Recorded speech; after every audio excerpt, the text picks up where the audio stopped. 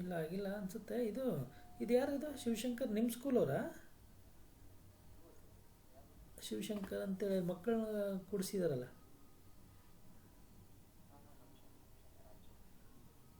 ಹೌದೇನಾ? Okay okay okay, ಸರಿ ಸರಿ.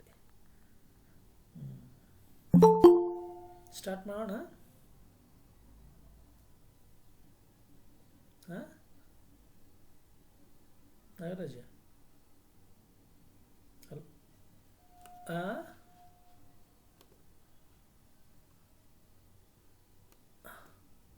ಹಲೋ.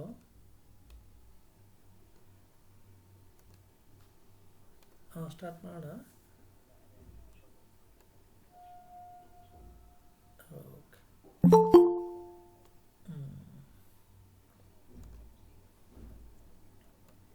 ಹ್ಞೂ ಹ್ಞೂ ಹ್ಞೂ ಓಕೆ. ಹ್ಞೂ ಓಕೆ ಓಕೆ, ಸರಿ. ಹ್ಞೂ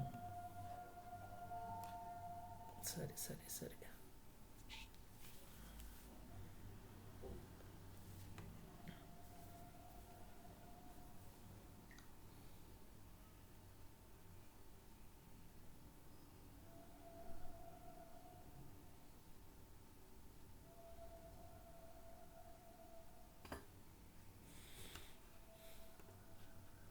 ನಾಗರಾಜ್ ಸರ್ ಸ್ಟಾರ್ಟ್ ಮಾಡೋಣವಾ? ನಾಗರಾಜ್ ಸರ್ ಸರ್ ಸ್ಟಾರ್ಟ್ ಮಾಡಿ ಸರ್, ಹಾಂ, ಮಾಡಿ ಸರ್, ಓಕೆ ಮಾಡಿ ಸರ್, ಮಾಡಿ ಮಾಡಿ ಮಾಡಿ. ಓಕೆ. ಎಲ್ರಿಗೂ ನಮಸ್ಕಾರ. ಯಶೋಪಥದಿಂದ ವಿದ್ಯಾರ್ಥಿಗಳಿಗಾಗಿ, ವಿಶೇಷವಾಗಿ CBSE 10ನೇ ತರಗತಿ ವಿದ್ಯಾರ್ಥಿಗಳಿಗಾಗಿ ಈ ವರ್ಷದ ಇದು 4ನೇ ಅಧಿವೇಶನ. ನಮ್ಮ ರಾಜ್ಯದ CBSE ಶಾಲೆಗಳ 10ನೇ ತರಗತಿ ಕನ್ನಡ ವಿದ್ಯಾರ್ಥಿಗಳ ಅಧ್ಯಯನಕ್ಕೆ ಪೂರಕವಾಗಿ ಬೋರ್ಡ್ ಪರೀಕ್ಷೆಗೆ ಅವರನ್ನು ಸಕ್ಷಮಗೊಳಿಸಲಿಕ್ಕೆ ನಾವು ರಾಜ್ಯದ ವಿವಿಧ ಸಂಪನ್ಮೂಲ ವ್ಯಕ್ತಿಗಳಿಂದ ಕಳೆದ 3 ವರ್ಷ, ಅಂದರೆ ಇದು 4ನೇ ವರ್ಷ, ನಾವು ಈ ಉಚಿತವಾಗಿ ಹಾಗೂ ಯಶಸ್ವಿಯಾಗಿ ಆನ್ಲೈನ್ ತರಗತಿಗಳನ್ನು ನಾವು ಆಯೋಜನೆ ಮಾಡ್ತಾ ಬಂದಿದ್ದೇವೆ. ನಾವು ಕೆಲವು ಸ್ನೇಹಿತರು, 3-4 ಜನ ಸ್ನೇಹಿತರು, ಸಮಾನ ಮನಸ್ಕರು, ಒಂದು ಸೇವಾ ಮನೋಭಾವ ಇಟ್ಕೊಂಡು ಈ ಒಂದು ಆನ್ಲೈನ್ ಉಚಿತ ತರಗತಿಗಳನ್ನು ನಾವು ಆಯೋಜಿಸ್ತಾ ಇದ್ದೇವೆ. ಜೊತೆಗೆ ನಾವು ನಮ್ಮ CBSE ಕನ್ನಡ ಶಾಲಾ ಶಿಕ್ಷಕರ ಅನುಕೂಲಕ್ಕಾಗಿ ಅಥವಾ ಸಾಮರ್ಥ್ಯಾಭಿವೃದ್ಧಿಗಾಗಿ ಕೂಡ ಕೆಲವೊಂದು ಸೆಷನ್ಸನ್ನು ಮಾಡಿದ್ದೇವೆ. ಇನ್ನು ಮಾಡುವ ಆಲೋಚನೆ ಕೂಡ ನಮ್ಮಲ್ಲಿದೆ ಬರುವ ದಿನಗಳಲ್ಲಿ.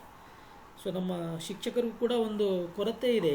ಈ ನಮ್ಮ CBSE ಶಾಲೆಗಳಲ್ಲಿ ಏನಂದರೆ 50 ಗಂಟೆಗಳ ಒಂದು ನಮ್ಮ ಸಾಮರ್ಥ್ಯಾಭಿವೃದ್ಧಿ ಯಾವುದೇ ಕಾರ್ಯಾಗಾರ ನಾವು ಅಟೆಂಡ್ ಆಗಿರೋ ಬಗ್ಗೆ ನಾವು ಅದನ್ನು ಸಲ್ಲಿಸಲೇಬೇಕು. ಆ ಕಾರಣಕ್ಕಾಗಿ ಕೂಡ ನಾವು ಶಿಕ್ಷಕರಿಗಾಗಿ ಕೂಡ ನಾವು ಕೆಲವು ಸೆಷನ್ಸನ್ನು ಮಾಡಿದ್ದೇವೆ.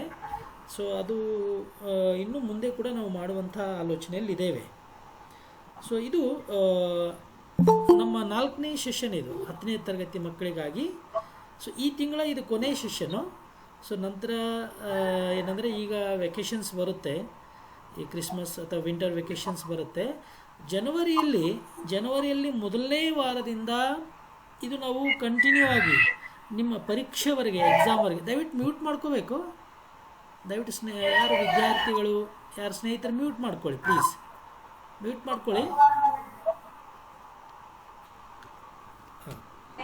ನಾವು ಜನವರಿಯಲ್ಲಿ ಮೊದಲನೇ ಶನಿವಾರದಿಂದ ಎಲ್ಲ ಕಂಟಿನ್ಯೂಸ್ ಆಗಿ ಎಲ್ಲ ಶನಿವಾರ ಅಂದರೆ ಸ್ಯಾಟರ್ಡೇ ನಾವು ಕಂಟಿನ್ಯೂ ಆಗಿ ಕ್ಲಾಸಸ್ಗಳನ್ನು ತಗೊಳ್ತೇವೆ, ಆನ್ಲೈನ್ ಕ್ಲಾಸ್ಗಳನ್ನು. ನಿಮಗೆ ಅನುಕೂಲ ಆಗಲಿ ಅಂಥೇಳಿ, ಎಲ್ಲ 10ನೇ ತರಗತಿ ಕನ್ನಡ ವಿದ್ಯಾರ್ಥಿಗಳಿಗೆ ಅನುಕೂಲ ಆಗಲಿ ಅಂಥೇಳಿ ಅದರ ಸದುಪಯೋಗ ಕೂಡ ನೀವು ತಪ್ಪದೇ ಪಡೆದುಕೊಳ್ಬೇಕು. ನಿಮ್ಮ ಎಕ್ಸಾಮ್ ಬರೋವರೆಗೆ, ಫೆಬ್ರವರಿಯಲ್ಲಿ ನಿಮ್ಮ ಪರೀಕ್ಷೆ ಹತ್ತಿರ ಬರೋವರೆಗೆ ಕನಿಷ್ಠ ಒಂದು 5ರಿಂದ 6 ಕ್ಲಾಸ್ಗಳನ್ನು ನಾವು ತೆಗೆದುಕೊಳ್ತೇವೆ. ಹಾಗಾಗಿ ಎಲ್ಲ ಮಕ್ಕಳು ನೀವೇನು ಜಾಯ್ನ್ ಆಗಿದ್ದೀರಾ, ನೀವು ಮತ್ತು ಜನವರಿಯಲ್ಲಿ ಕೂಡ ದಯವಿಟ್ಟು ಮ್ಯೂಟ್ ಮಾಡ್ಕೊಳ್ಳಿ ಪ್ಲೀಸ್. ಯಾರು ಮಾತಾಡ್ತಾ ಇರೋದು ಬ್ಯಾಕ್ಗ್ರೌಂಡ್ ಸೌಂಡ್ ಬರ್ತಾ ಇದೆ, ಒಂದು 2 ನಿಮಿಷ ಮ್ಯೂಟ್ ಮಾಡ್ಕೊಳ್ಳಿ.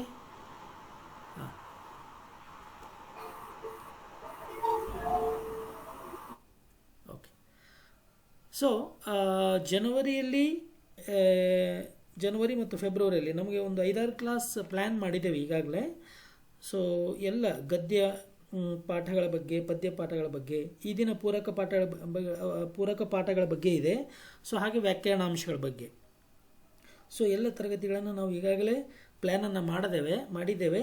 ಅದನ್ನು ಕೂಡ ನಾವು ಶೇರ್ ಮಾಡ್ತೇವೆ. ನಿಮ್ಮ ಟೀಚರ್ಸ್ ಮೂಲಕ ನಿಮಗೆ ತಲುಪುತ್ತೆ ಲಿಂಕ್. ಜನವರಿಯಲ್ಲಿ ಕೂಡ, ಜನವರಿ ಮತ್ತು ಫೆಬ್ರವರಿಯಲ್ಲಿ. ಸೊ ಆಗಲೂ ಕೂಡ ನೀವು ತಪ್ಪದೇ ಭಾಗವಹಿಸಿ, ನಿಮ್ಮ ಸ್ನೇಹಿತರಿಗೆಲ್ಲ ಹೇಳಿ. ಇದು ಉಚಿತವಾಗಿರುತ್ತೆ. ಓಕೆ. ಸೊ ಈ ದಿನ ನಾವೇನೆಂದರೆ ಈ 4ನೇ ಅಧಿವೇಶನವನ್ನು, ಈ ದಿನ ವಿಷಯ ಏನಪ್ಪ ಅಂದರೆ ಪಠ್ಯಪೂರಕ ಅಧ್ಯಯನ ಭಾಗದ ಪಾಠಗಳ ಕುರಿತು ಸಮಗ್ರ ಚರ್ಚೆ. ಸೊ ನಮಗೆಲ್ಲ ತಿಳಿದಿರುವ ಹಾಗೆ 4 ಈ ಪೂರಕ ಪಾಠಗಳು ನಮಗಿದೆ. ಸೊ ಆ ಪೂರಕ ಪಾಠಗಳಿಂದ ನಾವು 9 ಅಂಕಗಳ ಒಂದು ಪ್ರಶ್ನೆಗಳನ್ನು ಎದುರಿಸಬೇಕಾಗುತ್ತೆ. ಸೊ ಅದರ ಬಗ್ಗೆ ಈ ದಿನ ನಮ್ಮೊಟ್ಟಿಗೆ ಈ ಪಠ್ಯಪೂರಕಗಳ ಅಧ್ಯಯನದ ಬಗ್ಗೆ, ಅಂದರೆ ಪೂರಕ ಪಾಠಗಳ ಬಗ್ಗೆ ಈ ಒಂದು ಅಧಿವೇಶನವನ್ನು ನಡೆಸಿಕೊಡ್ಲಿಕ್ಕೆ ನಮ್ಮೊಟ್ಟಿಗೆ ಡಾಕ್ಟರ್ ಬಿ ನಾಗರಾಜ್, ಸಂಪನ್ಮೂಲ ವ್ಯಕ್ತಿಗಳು ಹಾಗೂ ಶಿಕ್ಷಕರು. ಇವರು ರಾಜ್ಯ ಸಂಪನ್ಮೂಲ ವ್ಯಕ್ತಿಗಳು ಕೂಡ. ಸೊ ಇವರು ಪ್ರಸ್ತುತ ಡಾಕ್ಟರ್ APJ ಅಬ್ದುಲ್ ಕಲಾಂ ವಸತಿ ಶಾಲೆ ಅಲ್ಪಸಂಖ್ಯಾತರ ಇಲಾಖೆ ಬಳ್ಳಾರಿ ಇಲ್ಲಿ ಕಾರ್ಯನಿರ್ವಹಿಸ್ತಾರೆ. ಸೊ ಇವರು ಟೀಚರ್ಸ್ ಟ್ರೈನರ್ ಕೂಡ, ಅನೇಕ ಶಿಕ್ಷಕರು ಕೂಡ ತರಬೇತಿಯನ್ನು ನೀಡ್ತಾ ಇದ್ದಾರೆ. ಸೊ ಈ ದಿನ ನಮ್ಮ ಒಂದು ಯಶೋಪಥದಲ್ಲಿ ಕೂಡ ನಮ್ಮ ಜೊತೆಗೆ ಕೈ ಜೋಡಿಸಿದ್ದಾರೆ. ಸೊ ನಮ್ಮೊಟ್ಟಿಗೆ ಅವರು ಮಕ್ಕಳಿಗಾಗಿ ಏನಾದರೂ ಒಂದು ಸಹಾಯ ಆಗಲಿ ಅನ್ನೋ ಮನೋಭಾವದಿಂದ ಸೆಷನ್ಸ್ಗಳನ್ನು ತಗೊಳ್ತಾ ಇದ್ದಾರೆ. ಸೊ ಈ ದಿನದ ಸೆಷನನ್ನು ಅವರು ತಗೊಳ್ತಾರೆ. ಸೊ ಈ ದಿನ ಈ ಒಂದು ಅಧಿವೇಶನದಲ್ಲಿ ಮುಖ್ಯವಾಗಿ ಏನಪ್ಪ ಅಂದರೆ ಚರ್ಚೆ ಮಾಡುವಂಥದ್ದು ಪಠ್ಯಪೂರಕ ಅಧ್ಯಯನದಲ್ಲಿ ಬರುವಂತಹ 4 ಪಾಠಗಳ ಬಗ್ಗೆ. ಓಕೆ. ಸೊ ಹಾಗೂ ಬೋರ್ಡ್ ಪರೀಕ್ಷೆಯಲ್ಲಿ ಸಂಭವನೀಯ 9 ಅಂಕಗಳ ಪ್ರಶ್ನೆಗಳ ಕುರಿತು ವಿವರವಾಗಿ ಚರ್ಚೆ ಮಾಡ್ತಾರೆ. ಈ ಸಂದರ್ಭದಲ್ಲಿ ನಾನು ಈ ದಿನದ ಸಂಪನ್ಮೂಲ ವ್ಯಕ್ತಿಗಳಾದಂತಹ ಡಾಕ್ಟರ್ ಬಿ ನಾಗರಾಜ್ ಸರ್ ಅವರಿಗೆ ಈ ನಮ್ಮ ಯಶೋಪಥ ತಮ್ಮೆಲ್ಲರ ಪರವಾಗಿ ಹೃತ್ಪೂರ್ವಕವಾಗಿ ಸ್ವಾಗತವನ್ನು ಕೋರ್ತೇನೆ. Thank you sir. Thank you. ಹಾಗೆ ನಮ್ಮ ಯಶೋಪಥದೊಟ್ಟಿಗೆ ದಿವಾಕರ್ ಸರ್ ಹಾಗೂ ಮಾಲ್ತೇಶ್ ಸರ್ ಇದ್ದಾರೆ. ಅವರನ್ನು ಕೂಡ ನಾನು ಹೃತ್ಪೂರ್ವಕವಾಗಿ ಸ್ವಾಗತವನ್ನು ಕೋರ್ತೇನೆ. ಸೊ ಹಾಗೆ ಈ ದಿನದ ಅಧಿವೇಶನದಲ್ಲಿ ಜಾಯಿನ್ ಆಗಿರುವಂತಹ ಎಲ್ಲ ಪ್ರೀತಿಯ ವಿದ್ಯಾರ್ಥಿಗಳಿಗೆ ಹಾಗೂ ನಮ್ಮ ಕನ್ನಡ ಶಿಕ್ಷಕ ಬಂಧುಗಳಿಗೆ ಹೃತ್ಪೂರ್ವಕವಾಗಿ ಸ್ವಾಗತವನ್ನು ಕೋರ್ತೇನೆ. ಸೊ ಇದು ಈ ಒಂದು ಸೆಷನ್ ಪ್ರಾರಂಭ ಆಗೋದಕ್ಕಿಂತ ಮುಂಚೆ ಮಕ್ಕಳಿಗೆ 1-2 ಸೂಚನೆಗಳು. ದಯವಿಟ್ಟು ಎಲ್ಲ ಮಕ್ಕಳು ಇದೆಲ್ಲ ಜಾಯಿನ್ ಆದಂಥವರು ದಯವಿಟ್ಟು ಮ್ಯೂಟಲ್ಲಿರಬೇಕು. ಆಡಿಯೋ ಮತ್ತು ವಿಡಿಯೋ ಮ್ಯೂಟಲ್ಲಿರಬೇಕು. ನಿಮಗೆ ಸರ್ ಅವರು ಸೆಷನ್ ತಗೊಳ್ಳುವಾಗ ಏನಾದರೂ ಪ್ರಶ್ನೆಗಳು ಕೇಳಿದಾಗ ಅನ್ಮ್ಯೂಟ್ ಆಗಿ ಆನ್ಸರ್ ಮಾಡಿ. ಅಥವಾ ನಿಮ್ಮ ಮಧ್ಯದಲ್ಲಿ ಏನೇ ನಿಮಗೆ ಸಂಶಯ ಬಂದರೆ, ಡೌಟ್ಸ್ ಬಂದರೆ ದಯವಿಟ್ಟು ಚಾಟ್ ಬಾಕ್ಸಲ್ಲಿ ನೀವು ಅದು ಆ ಪ್ರಶ್ನೆಯನ್ನು ಏನೇ ಡೌಟ್ಸ್ ಇದ್ದರೆ ಅದನ್ನು ಟೈಪ್ ಮಾಡಿ ಹಾಕಿ. ಈ ಎಮೋಜಿ ಕಳಿಸೋದು ಬೇಡ ದಯವಿಟ್ಟು. ಓಕೆ. ಎಮೋಜಿಗಳನ್ನು ಕಳಿಸ್ಬೇಡಿ. ಸೊ ಏನೇ ಡೌಟ್ಸ್ ಇದ್ದರೆ ಚಾಟ್ ಬಾಕ್ಸಲ್ಲಿ ಟೈಪ್ ಮಾಡಿ ಹಾಕಿ. ಮತ್ತು ನಿಮಗೆ ಕೊನೆಯಲ್ಲಿ ಕೂಡ ಒಂದು 10 ನಿಮಿಷ ಪ್ರಶ್ನೋತ್ತರ ಅವಧಿ ಇರುತ್ತೆ. ಆ ಸಂದರ್ಭದಲ್ಲಿ ಕೂಡ ನಿಮಗೇನಾದರೂ ಸಂಶಯಗಳಿದ್ದರೆ ಕ್ಲಿಯರ್ ಮಾಡ್ಕೊಳ್ಬೇಕು. ನಾನು ಮತ್ತೊಮ್ಮೆ ಹೇಳ್ತೇನೆ, ಮ್ಯೂಟಲ್ಲಿರಿ. ಆಡಿಯೋ ಮತ್ತು ವಿಡಿಯೋ ಮ್ಯೂಟಲ್ಲಿರಿ. ಇನ್ನು ಯಾರಾದರೂ ಜಾಯಿನ್ ಆಗುವ ನಿಮ್ಮ ಸ್ನೇಹಿತರಿದ್ದರೆ ಅವ್ರಿಗೂ ಇನ್ಫಾರ್ಮ್ ಮಾಡಿ. ಇನ್ನು ನಿಮಗೆ ಸಮಯ ಇದೆ ಇದು. ಓಕೆ. ಇದು ನಿಮಗೆ ಒಂದು ಗಂಟೆ, 1 ಗಂಟೆ ಈ ಸೆಷನ್ ಇರುತ್ತೆ. ದಯವಿಟ್ಟು ಎಲ್ಲರೂ ಸದುಪಯೋಗ ಪಡಿಸ್ಕೊಳ್ಬೇಕು. ಸೊ ಈಗ ನಾನು ಡಾಕ್ಟರ್ ಬಿ ನಾಗರಾಜ್ ಸರ್ ಅವರನ್ನು ಈ ಸೆಷನನ್ನು ಪ್ರಾರಂಭ ಮಾಡಬೇಕಂತೇಳಿ ಕೇಳ್ಕೊಳ್ತೇನೆ. ಸರ್, ಸ್ಟಾರ್ಟ್ ಮಾಡಿ. Okay. Thank you sir. Thank you. ಎಲ್ರಿಗೂ ನಮಸ್ಕಾರ. ಮಕ್ಕಳೇ, ನಿಮಗೆಲ್ಲ ಗೊತ್ತಿದೆ ಪೂರಕ ಪಾಠದಿಂದ ಯಾವ ರೀತಿಯ ಪ್ರಶ್ನೆಗಳನ್ನು ಕೇಳ್ತಾರೆ, ಮತ್ತೆ ಹೇಗೆ ಅವುಗಳಿಗೆ ನಾವು ತಯಾರಿ ಮಾಡ್ಕೊಳ್ಬೇಕು ಅನ್ನೋದ್ರ ಬಗ್ಗೆ ನಿಮ್ಮ ತರಗತಿ ಗುರುಗಳು ಕೂಡ ಹೇಳಿರ್ತಾರೆ. ಹಾಗಾಗಿ ಕೂಡ ಈಗಾಗಲೇ ಗಿರಿ ಸರ್ ಹೇಳಿದಂತೆ ನಾವು ಈ ರೀತಿಯ ಆನ್ಲೈನ್ ತರಗತಿಗಳನ್ನು ಮಾಡ್ತಾ ಬಂದಿದ್ದೀವಿ. ಈಗ ನಿಮಗೆ ಈಗಾಗಲೇ ಗೊತ್ತಿದ್ದಂತೆ ನಮಗೆ ಈ ಒಂದು ಯಶೋಪಥದ ಹೆಸರಿನಲ್ಲಿ ಬೇರೆ ಬೇರೆ ವಿಷಯಗಳ ಮೇಲೆ, ವ್ಯಾಕರಣಗಳ ಮೇಲೆ ನಮ್ಮ ಸ್ನೇಹಿತರು ಚರ್ಚೆ ಮಾಡಿದ್ದಾರೆ. ಇವತ್ತು ನಾವು ಪೂರಕ ಪಾಠಗಳ ಬಗ್ಗೆ ಬ್ರೀಫ್ ಆಗಿ ಪೂರಕ ಪಾಠದಲ್ಲಿ ಇರ್ತಕ್ಕಂಥ ಸಾರಾಂಶಗಳೇನು, ಯಾವ ಅಂಶದ ಕುರಿತು ಮಾತಾಡ್ತಾ ಇದ್ದಾರೆ, ಮತ್ತೆ ಪ್ರಶ್ನೆಗಳನ್ನು ಹೇಗೆ ಅವರು ತೆಗಿತಾರೆ ಅಂತಕ್ಕಂಥದ್ದನ್ನು ಚರ್ಚೆ ಮಾಡ್ತಾವೆ. ಏನು ಪೂರಕ ಪಾಠದಲ್ಲಿ ಏನಾಗುತ್ತೆ ಅಂತಂದ್ರೆ ಪಠ್ಯದ ಹಿಂದಿರೋ ಪ್ರಶ್ನೆಗಳನ್ನ ಕೇಳುವ ಸಾಧ್ಯತೆ ಕಡಿಮೆ ಇರ್ತದೆ, ಯಾಕಂದ್ರೆ ಅಲ್ಲಿ ಬಹು ಆಯ್ಕೆ ಪ್ರಶ್ನೆಗಳನ್ನೇ ಕೇಳಬೇಕಾಗಿರುತ್ತೆ. ಆ ನಿಟ್ಟಿನಲ್ಲಿ ಪೂರಕ ಪಾಠದಲ್ಲಿ ನಮಗೆ ಪೂರಕ ಪಾಠದಿಂದ ಒಟ್ಟು ನಾವು 9 ಅಂಕಗಳು ಬರ್ತವೆ. ನಮಗೆ ಕೊಟ್ಟಿರ್ತಕ್ಕಂಥದ್ದು ಎಷ್ಟು? 4 ಪಾಠಗಳು ಕೊಟ್ಟಿದ್ದಾರೆ. ಮೊದಲನೇದೊಂದು ವಸಂತ ಮುಖ ತೋರಲಿಲ್ಲ, ಭಗತ್ ಸಿಂಗ್, ಉದಾತ್ತ ಚಿಂತನೆಗಳು, ವಚನಗಳು. ಈ 4 ಪಠ್ಯಪೂರಕ ಅಧ್ಯಯನಗಳಿಂದ ನಮಗೆ ನಿಗದಿಪಡಿಸಿರುವ ಅಂಕಗಳು 9. ಯಾರು 80ಕ್ಕೆ 80 ಅಂಕ ಮಾಡಬೇಕು ಅಂತ ಅನ್ಕೋತಾರೆ ಅವ್ರು ಯಾರು ಕೂಡ ಬಹು ಆಯ್ಕೆಯ ಒಂದೇ ಒಂದು ಅಂಕವನ್ನು ಕೂಡ ಕಳ್ಕೊಳ್ಳೇಬಾರದು. ನಮಗೆ ಅಂಕಗಳು ಹೋಗೋದೇ ಬಹು ಆಯ್ಕೆ ಒಳಗಡೆ. ಯಾರು ಟಾಪರ್ಸ್ ಇರ್ತಾರೆ, ಯಾರು ನಾನು 100ಕ್ಕೆ 100 ತೆಗಿಬೇಕು ಅನ್ನೋ ಆಸೆ ಇಟ್ಕೊಂಡಿರ್ತಾರೆ, ಅವರು ಬಹು ಆಯ್ಕೆ ಪ್ರಶ್ನೆಗಳು ವ್ಯಾಕರಣ ಆಗಿರ್ಬೋದು, ಪ್ಯಾಸೇಜಸ್ ಆಗಿರ್ಬೋದು, ಮತ್ತೆ ಪಠ್ಯಪೂರಕ ಆಗಿರ್ಬೋದು, ಇದನ್ನ ನೀವು ಅಕ್ಯುರೇಟ್ ಆಗಿ ನೀವು ತಗೊಂಡಾಗ ಮಾತ್ರ ನಿಮಗೆ 100ಕ್ಕೆ 100 ಅಂಕ ಗಳಿಸ್ಲಿಕ್ಕೆ ಸಾಧ್ಯ ಆಗ್ತದೆ. ನಮಗೆ ಈ 4 ಪಾಠಗಳಿಂದ ಯಾವ ರೀತಿಯ ಪ್ರಶ್ನೆಗಳನ್ನು ಕೇಳ್ತಾರೆ ನಿಮಗೆ ಈಗಾಗಲೇ ಗೊತ್ತಿದೆ. ಟರ್ಮ್ 1 ಮಾಡಿದೀರಾ, ಈಗಾಗಲೇ ಪ್ರೀ ಬೋರ್ಡ್ ಕೂಡ ನಿಮ್ಮಲ್ಲಿ ಸ್ಟಾರ್ಟ್ ಆಗಿದೆ. ಆ ಪ್ರಶ್ನೆ ಪತ್ರಿಕೆ ನೋಡಿದಲ್ಲಿ ನಿಮಗೆ ಆ ಪ್ರಶ್ನೆ ಪತ್ರಿಕೆ ಮಾದರಿ ಪ್ರಕಾರ ನಮಗೆ ಬಹು ಆಯ್ಕೆಯ 5 ಪ್ರಶ್ನೆಗಳು ಪೂರಕ ಪಾಠದಿಂದ ಬರ್ತವೆ.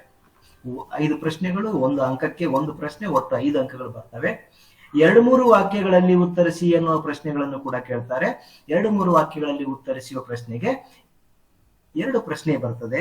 2 ಪ್ರಶ್ನೆ 2 ಅಂಕ, 1 ಪ್ರಶ್ನೆಗೆ 2 ಅಂಕ ರೀತಿಯಲ್ಲಿ ಒಟ್ಟು 4 ಅಂಕಗಳು. ನಮಗೆ ಒಟ್ಟು 7 ಪ್ರಶ್ನೆ ಇರ್ತವೆ. 7 ಪ್ರಶ್ನೆಗಳಿಂದ 9 ಅಂಕಗಳು ನಮಗೆ ಪೂರಕ ಪಾಠದಿಂದ ಗಳಿಸಲಿಕ್ಕೆ ಅವಕಾಶ ಇದೆ ಮಕ್ಕಳು. ಈ ನಿಟ್ಟಿನಲ್ಲಿ ನಾವು ಹೇಗೆ ಓದ್ಬೇಕು, ಪೂರಕ ಪಾಠವನ್ನ ಹೇಗೆ ತಯಾರಿ ಮಾಡ್ಕೋಬೇಕು ಅಂತ ನೋಡಿದ್ರೆ ನಾನು ಆ 4 ಪಾಠಗಳನ್ನ ಸಂಕ್ಷಿಪ್ತವಾಗಿ ಹೇಳ್ತಾ ಹೋಗ್ತೀನಿ. ಯಾಕಂದ್ರೆ ನಾನು ಎಕ್ಸ್ಪ್ಲೇನ್ ಮಾಡ್ತಾ ಹೋದ್ರೆ ತುಂಬಾ ಹೊತ್ತಾಗುತ್ತೆ. ಆ ನಿಟ್ಟಿನಲ್ಲಿ ಸಂಕ್ಷಿಪ್ತವಾಗಿ ಹೇಳ್ತಾ ಹೋಗೋಣ. ನಮಗೆ ಈಗಾಗಲೇ ಗೊತ್ತಿರೋ ಹಾಗೆ ಮೊದಲನೇ ಪಾಠ ಯಾವುದಪ್ಪ ಅಂತಂದ್ರೆ ವಸಂತ ಮುಖ ತೋರಲಿಲ್ಲ ಅಂತಕ್ಕಂಥದ್ದು. ಈ ವಸಂತ ಮುಖ ತೋರ್ಲಿಲ್ಲ ಅಂದಾಗ ನಮಗೆ ನೇರವಾಗಿ ಕವಿ ಪರಿಚಯ ಇಲ್ಲ. ನಿಮಗೆ ಗೊತ್ತಿದೆ, ಕವಿ ಪರಿಚಯವನ್ನ ಕೇಳೋದಿಲ್ಲ. ಆದ್ರೆ ಅವರು ಬಹು ಆಯ್ಕೆ ಪ್ರಶ್ನೆಗಳಲ್ಲಿ ಈ ಕವಿ ಪರಿಚಯದಿಂದ ಪ್ರಶ್ನೆಗಳನ್ನ ತೆಗೆಯುವ ಸಾಧ್ಯತೆ ಇರ್ತದೆ. ಹಾಗಾದ್ರೆ ಹೇಗೆ ನೋಡ್ಬೇಕು, ನಾವು ಹೇಗೆ ತಯಾರಿ ಮಾಡ್ಕೋಬೇಕು ಅಂದ್ರೆ ಈ ಪಠ್ಯಪೂರಕ ಅಧ್ಯಯನಗಳೇನಿದಾವಲ್ಲ ಅಲ್ಲಿನ ಪ್ರತಿಯೊಂದು ಸಾಲುಗಳು, ಪ್ರತಿಯೊಂದು ಪದಗಳನ್ನ ನಾವು ಗಮನ ಕೊಟ್ಟು ಓದ್ಬೇಕು.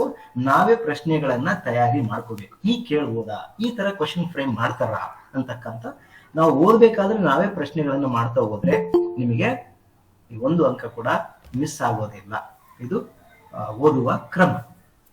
ಸ್ವಲ್ಪ ಸಂಕ್ಷಿಪ್ತ ನೋಡಿದ್ರೆ ಡಾಕ್ಟರ್ ಈ ಒಂದು ಪದ್ಯವನ್ನ ಬರೆದ ಯಾರಪ್ಪ ಕೃತಿಕಾರರು ಅಂತಂದ್ರೆ ಡಾಕ್ಟರ್ ವಿಜಯಶ್ರೀ ಸಬರಾದ ಅವರು ಬಂಡಾಯ ಸಾಹಿತ್ಯ ಸಂದರ್ಭದ ಬಹುಮುಖ್ಯ ಕವಿಯತ್ರಿ. ಮಕ್ಕಳು ನಿಮ್ಗೆ ಗೊತ್ತಿದೆ, ಬಂಡಾಯ ಸಾಹಿತ್ಯ ನಮ್ಮ ಸಾಹಿತ್ಯದ ವಿವಿಧ ಪ್ರಕಾರಗಳ ಒಂದು ಭಾಗ. ನಾವು ವಿಷಯ ವಸ್ತುಗೆ ಅನುಗುಣವಾಗಿ, ಕಾಲಘಟ್ಟಗಳಿಗೆ ಅನುಗುಣವಾಗಿ ನಮ್ಮ ಕನ್ನಡ ಸಾಹಿತ್ಯವನ್ನ ಬೇರೆ ಬೇರೆ ವಿಭಾಗಗಳಾಗಿ ಮಾಡ್ಕೊಂಡಿದ್ದೀವಿ. ನವೋದಯ ಸಾಹಿತ್ಯ, ನವ್ಯ ಸಾಹಿತ್ಯ, ಪ್ರಗತಿಶೀಲ, ಬಂಡಾಯ ಮತ್ತು ದಲಿತ ಅಂತ. ಅದ್ರ ಬಗ್ಗೆ ಡೀಟೇಲ್ ಆಗಿ ನಿಮ್ಮ ತರಗತಿಯಲ್ಲಿ ಕನ್ನಡ ಟೀಚರ್ಸ್ ಹೇಳಿರ್ತಾರೆ. ಬಂಡಾಯ ಸಾಹಿತ್ಯ ಅಂದ್ರೆ ಏನು, ದಲಿತ ಸಾಹಿತ್ಯ ಅಂದ್ರೆ ಏನು, ಪ್ರಗತಿಪರ ಸಾಹಿತ್ಯ, ಪ್ರಗತಿಶೀಲ ಸಾಹಿತ್ಯ ಅಂದ್ರೆ ಏನು. ನಾವು ಸೂಕ್ಷ್ಮವಾಗಿ ಹೇಳೋದಾದ್ರೆ ಬಂಡಾಯ ಸಾಹಿತ್ಯ ಅಂದ್ರೆ ಏನಪ್ಪಾ ಅಂತಂದ್ರೆ ಯಾರಿಗಾದ್ರೂ ಅನ್ಯಾಯ ಆದಂತ ಸಂದರ್ಭದಲ್ಲಿ, ಯಾರಿಗಾದ್ರೂ ನೋವಾದಂತ ಸಂದರ್ಭದಲ್ಲಿ, ಶೋಷಣೆ ಆದಂತ ಸಂದರ್ಭದಲ್ಲಿ ಅದನ್ನ ಇನ್ನೊಬ್ಬರು ತಮ್ಮ ಕೃತಿಗಳಲ್ಲಿ ಚಿತ್ರಿಸ್ತಕ್ಕಂಥದ್ದು ಏನಿದೆಲ್ಲ ಅದು ಬಂಡಾಯ ಸಾಹಿತ್ಯ. ಅಂದ್ರೆ ಅಲ್ಲಿ ಪ್ರತಿಭಟನೆ ಇರ್ತದೆ, ಇನ್ನೊಬ್ಬರು ನೋವು ಸಂಕಟಗಳಿಗೆ ಸ್ಪಂದಿಸುವ ಗುಣ ಇರ್ತದೆ. ಅದೇ ವಿಜಯಶ್ರೀ ಸಬರದು ಯಾವ ಪ್ರಕಾರದ ಸಾಹಿತ್ಯ ಪ್ರಕಾರಕ್ಕೆ ಸೇರ್ತಾರೆ ಅಂತ ಕೂಡ ಪ್ರಶ್ನೆ ಮಾಡಬಹುದು. ಅವಾಗ ನಾವು ಬಂಡಾಯ ಸಾಹಿತ್ಯ ಅಂತಕ್ಕಂಥದ್ದನ್ನ ಯೋಚನೆ ಅದನ್ನ ಗುರುತಿಸ್ಬೇಕಾಗ್ತದೆ ಮಕ್ಕಳು. ಹಾಗೆ ಅವರ ಜನ್ಮಸ್ಥಳ ಮತ್ತು ವರ್ಷವನ್ನು ಕೊಟ್ಟಿದ್ದಾರೆ, 57 ಬೀದರ್ನಲ್ಲಿ ಜನಿಸಿದ್ರು ಅಂತ. ನಮಗೆ ಅದನ್ನ ನೆನ್ಪಿಟ್ಕೊಳ್ಳಿ. ಆದ್ರೆ ಅವರ ಕೃತಿಗಳ ಮೇಲೆ ಪ್ರಶ್ನೆಗಳನ್ನ ಕೇಳುವ ಸಾಧ್ಯತೆಗಳು ಇರ್ತವೆ. ಹಾಗಾದ್ರೆ ಹೇಗೆ ನೆನ್ಪಿಟ್ಕೋಬೇಕು, ಏನೇನು ಬರೆದಿದ್ದಾರೆ ಅವರಂತಂದ್ರೆ ಅವರು ನಾಟಕಗಳನ್ನ ಬರೆದಿದ್ದಾರೆ, ವಿಮರ್ಶಾ ಸಂಕಲನಗಳನ್ನ ಬರೆದಿದ್ದಾರೆ ಮತ್ತು ಕವನ ಸಂಕಲನಗಳನ್ನ ಬರೆದಿದ್ದಾರೆ. ನಮಗೆ ಕೊಟ್ಟರಷ್ಟೇ ನಾವು ತಯಾರಿ ಮಾಡ್ಕೋಬೇಕಾಗ್ತದೆ. ಹೇಗೆ ಸರ್ ನೆನ್ಪಿಟ್ಕೊಳ್ಳೋದು ನಾಟಕಗಳು ಅಂತ ಅಂದಾಗ ಇಲ್ಲಿ ಉರಿಲಿಂಗ ಮತ್ತು ಹೂವಿನ ತೇರೆನೇರಿ ಅನ್ನುವ ಇವೆರಡು ನಾಟಕಗಳನ್ನು ಕೊಟ್ಟಿದ್ದಾರೆ. ಬಹು ಆಯ್ಕೆಯಲ್ಲಿ ಏನ್ ಮಾಡ್ಬಿಡ್ತಾರೆ, ವಿಜಯಶ್ರೀ ಸಬರದವರು ಬರೆದಿರುವ ನಾಟಕಗಳನ್ನ ಗುರುತಿಸಿ ಅಂತ ಕೊಟ್ಟು, ಅಥವಾ ಇದರಲ್ಲಿ ಇನ್ನೊಂದ್ ಎರಡು ಸೇರಿಸ್ತಾರೆ, ಇದ್ರಿಗೆ ಗುಂಪಿಗೆ ಸೇರಿದ ಪದ ಗುರುತಿಸಿ ಅಂತ ಕೇಳ್ತಾರೆ.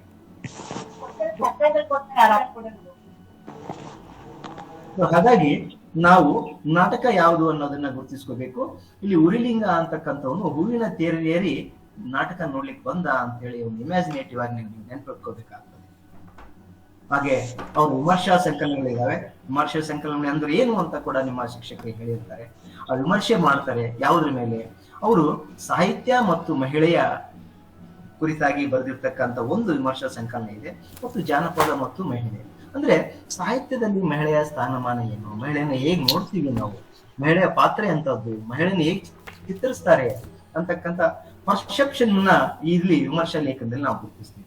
ಮತ್ತೆ ಜನಪದ ಮತ್ತು ಮಹಿಳೆ ಅಂದಾಗ ಜಾನಪದ ಕ್ಷೇತ್ರಕ್ಕೆ ಮಹಿಳೆಯರ ಕೊಡುಗೆ ಏನಾಗಿರ್ಬೋದು, ಮಹಿಳೆಯ ಪಾತ್ರ ಏನಾಗಿರ್ಬೋದು, ಮಹಿಳೆಯ ಅನ್ನ ಹೇಗೆ ಜನಪದಗಳಲ್ಲಿ ಚಿತ್ರಿಸ್ತಾರೆ, ಅಥವಾ ಜಾನಪದಕ್ಕೆ ಮಹಿಳೆಯರು ಹೇಗೆ ತಯಾರಿ ಮಾಡ್ಕೊಳ್ತಾ ಇದ್ರು ಅನ್ನೋದನ್ನ ಈ ವಿಮರ್ಶೆ ಲೇಖನ ಮುಖಾಂತರ ಗುರುತಿಸ್ತೀವಿ. ನೀವು ವಿಮರ್ಶೆ ಲೇಖನ ಎರಡನ್ನ ಸಪೋರ್ಟ್ ಮಾಡ್ಕೋಬೇಕು. ಹಾಗೆ ನಾಟಕಗಳು ಎರಡಿದಾವೆ, ಎರಡು ನಾಟಕಗಳನ್ನ ಪ್ರತ್ಯೇಕ ಮಾಡ್ಕೋಬೇಕು. ಹಾಗೆ ಅವರ ಕವನ ಸಂಕಲನಗಳಿದ್ದಾವೆ. ಕವನ ಸಂಕಲನಗಳು 3 ಇದೆ: ಜ್ವಲಂತ, ಲಕ್ಷ್ಮಣ ರೇಖೆ ದಾಟಿದವರು ಮತ್ತು ಮುಗಿಲ ಮಲ್ಲಿಗೆ ಅಂತ. ಸೊ ಮುಗಿಲ ಮಲ್ಲಿಗೆ ಅಂತಕ್ಕಂಥವ್ರು ಲಕ್ಷ್ಮಣ ರೇಖೆ ದಾಟಿದಾಗ ಜ್ವಲಂತ ಸಮಸ್ಯೆಗಳನ್ನ ಎದುರಿಸಬೇಕಾಗಿ ಬಂತು ಅನ್ನೋ ಈ ಒಂದು ಇಮ್ಯಾಜಿನೇಟಿವ್ ಒಂದು ಚಿತ್ರವನ್ನ ಮಾಡ್ಕೋಬೇಕು. ಮುಗಿಲ ಮಲ್ಲಿಗೆ ಅನ್ನೋ ಹುಡುಗಿಗೆ ಒಂದು ಲಕ್ಷ್ಮಣ ರೇಖೆ ಅಂತಂದ್ರೆ ಅರ್ಥ ಏನು, ರಿಸ್ಟ್ರಿಕ್ಷನ್ಸ್ ಮಾಡಬೇಡ ಅಂತ ಹೇಳಿರ್ತಾರೆ, ಮಾಡಿರ್ತಾಳೆ. ಅವಾಗ ಆಕಿ ಜ್ವಲಂತ ಸಮಸ್ಯೆಗಳನ್ನ ಎದುರಿಸಬೇಕಾಗಿ ಬಂತಲ್ಲ ಅಂತಕ್ಕಂಥ ರೀತಿಯಲ್ಲಿ ನೀವು ಇಮ್ಯಾಜಿನೇಟಿವ್ ಆಗಿ ಮಾಡ್ಕೋಬೇಕು. ಒಂದು ಪಿಕ್ಚರೈಸ್ ಮಾಡ್ಕೊಂಡಾಗ ನಿಮಗೆ ಆ ಹೆಸರುಗಳು ನೆನಪಿನಲ್ಲಿ ಉಳಿತಾವೆ ಅಂತಕ್ಕಂಥದ್ದು. ಇದ್ರ ಮೇಲೆ ಪ್ರಶ್ನೆ ಕೇಳುವ ಸಾಧ್ಯತೆಗಳಿರ್ತವೆ. ಇನ್ನು ಅವರಿಗೆ ರತ್ನಮ್ಮ ಹೆಗಡೆ ಪ್ರಶಸ್ತಿ ಬಂದಿದೆ, ಮೈಸೂರಿನ ಸಾಹಿತ್ಯ ಶ್ರೀ ಪ್ರಶಸ್ತಿ ಇದೆ, ಅತ್ತಿಮಬ್ಬೆ ಪ್ರಶಸ್ತಿ ಇದೆ.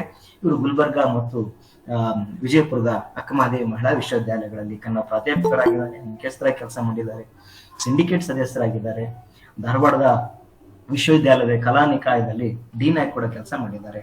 ಈಗ ಪ್ರಸ್ತುತ ಮಹಿಳಾ ವಿಸ್ತರಣಾ ಕೇಂದ್ರ ಮಂಡ್ಯ ಇಲ್ಲಿ ವಿಶೇಷ ಅಧಿಕಾರಿಗಳ ಕಾರ್ಯ ಈಗಿಲ್ಲ, ಈ ಪುಸ್ತಕ ಪ್ರಿಂಟ್ ಆದ ಹಾಗೆ ಇರ್ತದೆ, ಸೊ ಕೊಟ್ಟಿದ್ದಾರೆ. ಇಷ್ಟು ನೆನ್ಪಿಟ್ಕೊಳ್ಳಿ, ಅವರ ಕೃತಿಗಳು ಮುಖ್ಯವಾಗಿ ನೆನ್ಪಿಟ್ಕೊಳ್ಳಿ. ಮತ್ತೆ ಈ ಕವನವನ್ನ, ಈ ಒಂದು ಪದ್ಯವನ್ನ ಯಾವುದರಿಂದ ಆಯ್ಕೆ ಮಾಡಿಕೊಂಡಿದ್ದಾರೆ ಅಂತಕ್ಕಂಥ ಒಂದು MC ಪ್ರಶ್ನೆಗಳನ್ನ ಕೇಳುವ ಸಾಧ್ಯತೆಗಳು ಇರ್ತದೆ.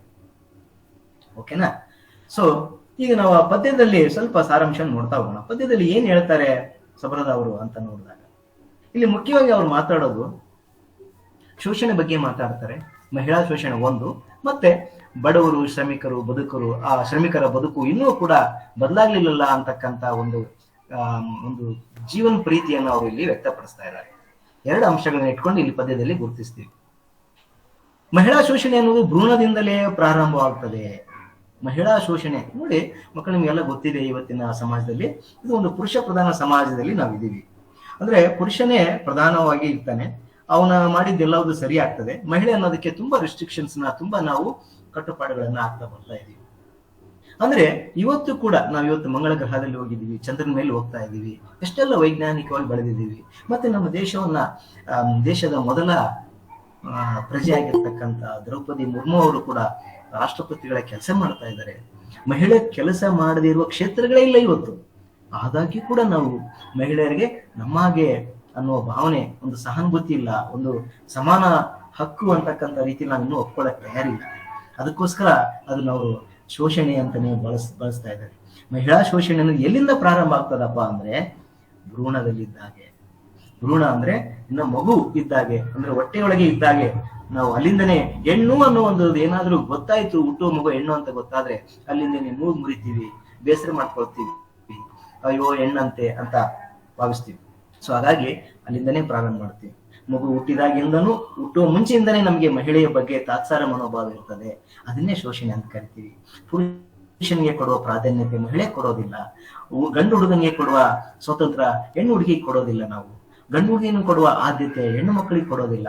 ಅವರಿಗೆ ಖರ್ಚು ಮಾಡುವ ರೀತಿಯಲ್ಲಿ ಹೆಣ್ಣು ಮಕ್ಕಳಿಗೆ ಮಾಡೋದಿಲ್ಲ ಅನ್ನೋದನ್ನ ನೀವೆಲ್ಲ ಗಮನಿಸಿರ್ತೀರಿ. ಸ್ವಲ್ಪ ಬದಲಾವಣೆ ಆಗಿದೆ ಇವತ್ತು ಬಹಳಷ್ಟು ಜನ ಹುಡುಗಿಯರಿಗೆ ಓದಿಸ್ತಾರೆ, ನೌಕರಿ ಕಳಿಸ್ತಾ ಇದ್ದಾರೆ, ಬದಲಾವಣೆ ಆಗಿದೆ.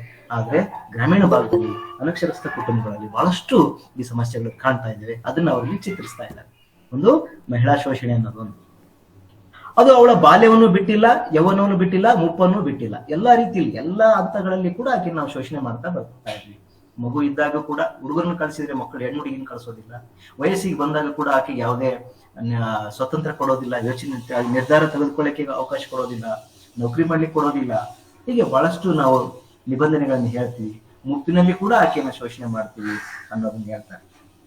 ಎರಡನೇ ಅಂಶ ಏನಂದ್ರೆ, ಇಷ್ಟೆಲ್ಲ ನಾವು ವೈಜ್ಞಾನಿಕವಾಗಿ ತಂತ್ರಿಕವಾಗಿ ಬೆಳೆದಿದ್ದೀವಿ, ಜಗತ್ತಿನ ಅತಿ ದೊಡ್ಡ ಆರ್ಥಿಕ ಶಕ್ತಿಯಾಗಿ ಬೆಳೀತಾ ಇದೆ ದೇಶ. ಆದ್ರೂ ಕೂಡ ಇನ್ನೂ ಸುಧಾರಣೆ ಆಗ್ಬೇಕಾಗಿರೋದು ಏನು ಅಂದ್ರೆ, ಬಡವರ ಬದುಕು, ಶ್ರಮಿಕರ ಬದುಕು ಇನ್ನೂ ಹಸನ ಆಗ್ತಾ ಇಲ್ಲ, ಅವರಿಗೆ ಸಾಮಾಜಿಕ ನ್ಯಾಯ ದೊರೀತಾ ಇಲ್ಲ. ಇದೆಲ್ಲ ಒಂದು ಮುಕ್ತ ಸಮಾಜ ಆಗ್ಬೇಕಾದ್ರೆ, ಈ ಶೋಷಣೆ ಮುಕ್ತ ಸಮಾಜ ಆದ್ರೆ ಮಾತ್ರ ಸರ್ವರ ಏಳಿಗೆ ಸಾಧ್ಯ ಅಂತಕ್ಕಂಥದ್ದು. ಸೊ ಇದರಲ್ಲಿ ಕೂಡ ನಾವು MCQ ಪ್ರಶ್ನೆಗಳನ್ನ ಹೇಗೆ ಹೇಳ್ತಾರೆ ಅನ್ನೋದನ್ನ ನಾನು PPT ತೋರಿಸ್ತಾ ಹೋಗ್ತೀನಿ. ಓಕೆ, ನೆಕ್ಸ್ಟ್ ನೋಡೋದಾದ್ರೆ ಇಲ್ಲಿ ಏನ್ ಮಾಡ್ತಾರೆ, ಅಲ್ಲಿರೋ ಪ್ರಕೃತಿಯ ಬಗ್ಗೆ ಹೇಳ್ತಾರೆ, ಹೇಗಿದೆ. ಸರ್ ಯಾರೋ ಮೆಸೇಜ್ ಮಾಡಿ, ಇಲ್ಲ ಚೆನ್ನಾಗಿ ಕೇಳಿಸ್ತಾ ಇದೆ, ಕ್ಲಿಯರ್ ಇದೆ. ನಿಮ್ದು ಸ್ವಲ್ಪ ಆಡಿಯೋ ಚೆಕ್ ಮಾಡ್ಕೊಳ್ಳಿ. ನೀವು ಯಾರೋ ಮೆಸೇಜ್ ಮಾಡಿದ್ದೀರಲ್ಲ, ಸ್ಪೀಕ್ ಲೌಡ್ಲಿ ಅಂಥೇಳಿ, ಇಲ್ಲಿ ಕ್ಲಿಯರ್ ಇದೆ. ಓಕೆ, ನಾವು ಬೇರೆ ಕಡೆ ಇದ್ದೇವೆ, ಆದರೂ ಅವರು ಡಾಕ್ಟರ್ ನಾಗರಾಜ್ ಅವ್ರದ್ದು ಭಾಳ ಚೆನ್ನಾಗಿ ಕೇಳ್ತಾ ಇದೆ, ವಾಯ್ಸ್ ಕ್ಲಿಯರ್ ಇದೆ. ಸೊ ನಿಮ್ದು ಏನಾದರೂ ಆಡಿಯೋ ಸಮಸ್ಯೆ ಇದೆಯಾ ಸ್ವಲ್ಪ ನೋಡ್ಕೊಳ್ಳಿ ಪ್ಲೀಸ್. ಹಾಂ, ಥ್ಯಾಂಕ್ ಯು ಸರ್, ನೀವು ಕಂಟಿನ್ಯೂ ಮಾಡಿ. Thank you. ಒಡೆಯನ ಅಂಗಳದಲ್ಲಿ ಮೈ ತುಂಬಿ ನಿಂತ ಮಾವಿನ ಮರಗಳು, ರೆಕ್ಕೆ ಬಿಚ್ಚಿ ಹಾರುವ ಹಕ್ಕಿಗಳು, ಮನದುಂಬಿ ಹಾಡುವ ಕೋಗಿಲೆಗಳು, ಕಡಲುಕ್ಕೆ ಹರಿಯುವ ಸಂಭ್ರಮ ಎಳೆಗೆ, ಇದಕ್ಕೇನಾಗಿದೆ ಈ ಪುಟ್ಟ ಪೂರಿಗೆ. ಅವರು ಈ ಪದ್ಯದಲ್ಲಿ ಏನ್ ಹೇಳ್ತಾರೆ ಅಂದ್ರೆ, ಕಾಂಟ್ರಡಕ್ಟರಿ ಒಂದು ಸೀನ್ ಅನ್ನ ಕ್ರಿಯೇಟ್ ಮಾಡಿದ್ದಾರೆ, ತೋರಿಸ್ತಾ ಇದ್ದಾರೆ. ಅಲ್ಲಿ ಪುಟ್ಟ ಪೂರಿ ಅಂದ್ರೆ ಒಂದು ಕಾರ್ಮಿಕ ಹುಡುಗಿ ಇನ್ನೊಬ್ಬರ ಮನೇಲಿ ಕೆಲಸ ಮಾಡ್ತಕ್ಕಂಥ ಮಗು ಆಗಿರ್ಬೋದು, ಒಂದು ಬಡತನದಲ್ಲಿ ಇರ್ತಕ್ಕಂಥ ಮಗುವಿನ ಬದುಕಿಗೆ ಅವ್ರು ಕಂಪೇರ್ ಮಾಡ್ತಾ ಇದ್ದಾರೆ. ಹೊರಗಡೆ ಪ್ರಪಂಚ ಹೇಗಿದೆ ಅನ್ನೋದನ್ನ ಹೇಳ್ತಾ ಇದ್ದಾರೆ. ಒಡೆಯನ ಅಂಗಳದಲ್ಲಿ, ಇಲ್ಲಿ ಒಡೆಯ ಅಂತಂದ್ರೆ ಮಾಲೀಕನ ಅಂಗಳದಲ್ಲಿ, ಆ ಮಗು ಕೆಲಸ ಮಾಡುವ ಮಾಲೀಕನ ಅಂಗಳದಲ್ಲಿ ಮೈ ತುಂಬಿ ನಿಂತ ಮಾವಿನ ಮರಗಳು. ಪ್ರಕೃತಿ ಅಚ್ಚು ಹಸಿರಾಗಿದೆ, ಸಂಪದ್ಭರಿತವಾಗಿದೆ, ಸಮೃದ್ಧವಾಗಿದೆ. ಹಕ್ಕಿಗಳು ರೆಕ್ಕೆ ಬಿಚ್ಚಿ ಹಾರ್ತಾ ಇದ್ದಾವೆ, ಕೋಗಿಲೆ ಕೂಡ ಮನಸ್ಸು ತುಂಬಿ ಹಾಡ್ತಾ ಇದ್ದಾವೆ. ಇಲ್ಲಿ ಭೂಮಿ ಹೆಂಗೆ ಸಂಭ್ರಮ ಪಡ್ತಾ ಇದೆ ಅಂದ್ರೆ, ಕಡಲು ಹೆಂಗೆ ಉಕ್ಕಿ ಹರಿಯುವ ಸಂಭ್ರಮ ಇರ್ತದೋ ಹಾಗೆ ಭೂಮಿ ಇಳೆಗೆ ಇಲ್ಲಿ ಕೂಡ ಸಂಭ್ರಮ ಇದೆ. ಆದ್ರೆ ಈ ಮಗು ಏನಾಗಿದೆ, ಇದಕ್ಕೇನಾಗಿದೆ ಪುಟ್ಟ ಪೂರಿಗೆ ಅಂತ ಅಂದ್ರೆ, ಹೊರಗಡೆ ತುಂಬಾ ಸಂಭ್ರಮ ಇದೆ, ಸಮೃದ್ಧಿ ಇದೆ, ಆದ್ರೆ ಈ ಮಗುವಿನ ಬದುಕಿಗೆ ಅದೇನಾಗಿದೆ ಅಂತ ಪ್ರಶ್ನೆ ಮಾಡ್ತಾರೆ. ಒಳವರೆಗಿನ ಸಂಭ್ರಮದಲ್ಲಿ ಬಟ್ಟೆ ಮೇಲೆ ಬಣ್ಣದ ಚಿಟ್ಟೆ, ಚಿತ್ತಾರ ಬಿಡಿಸಿದ ನವಿಲು, ಹೊರಗೆ ಇವಳು ಹಾಲುಗಲ್ಲದ ಸುಳೆ, ಉಸುರೆ ತಿಕ್ಕುತ್ತಿದ್ದಾಳೆ. ಹೊರಗಿನ ಸಂಭ್ರಮದಲ್ಲಿ, ಒಳಗೆ ಮತ್ತು ಹೊರಗಿನ ಸಂಭ್ರಮದಲ್ಲಿ ಆಕೆ ತೊಟ್ಟಿರುವ ಬಟ್ಟೆಯ ಮೇಲೆ ಒಂದು ಬಣ್ಣದ ಚಿಟ್ಟೆ ಇದೆ, ಒಂದು ನವಿಲಿನ ಚಿತ್ರನೂ ಇದೆ, ಅಲ್ಲಿ ಚಿತ್ತಾರ ಬಿಡಿಸಿದ ನವಿಲಿದೆ. ಹೊರಗೆ ಇವಳು ಹಾಲುಗಲ್ಲದ ಸುಳೆ, ಹಾಲುಗಲ್ಲ ಅಂದ್ರೆ ಎಳೆ ಕೂಸು,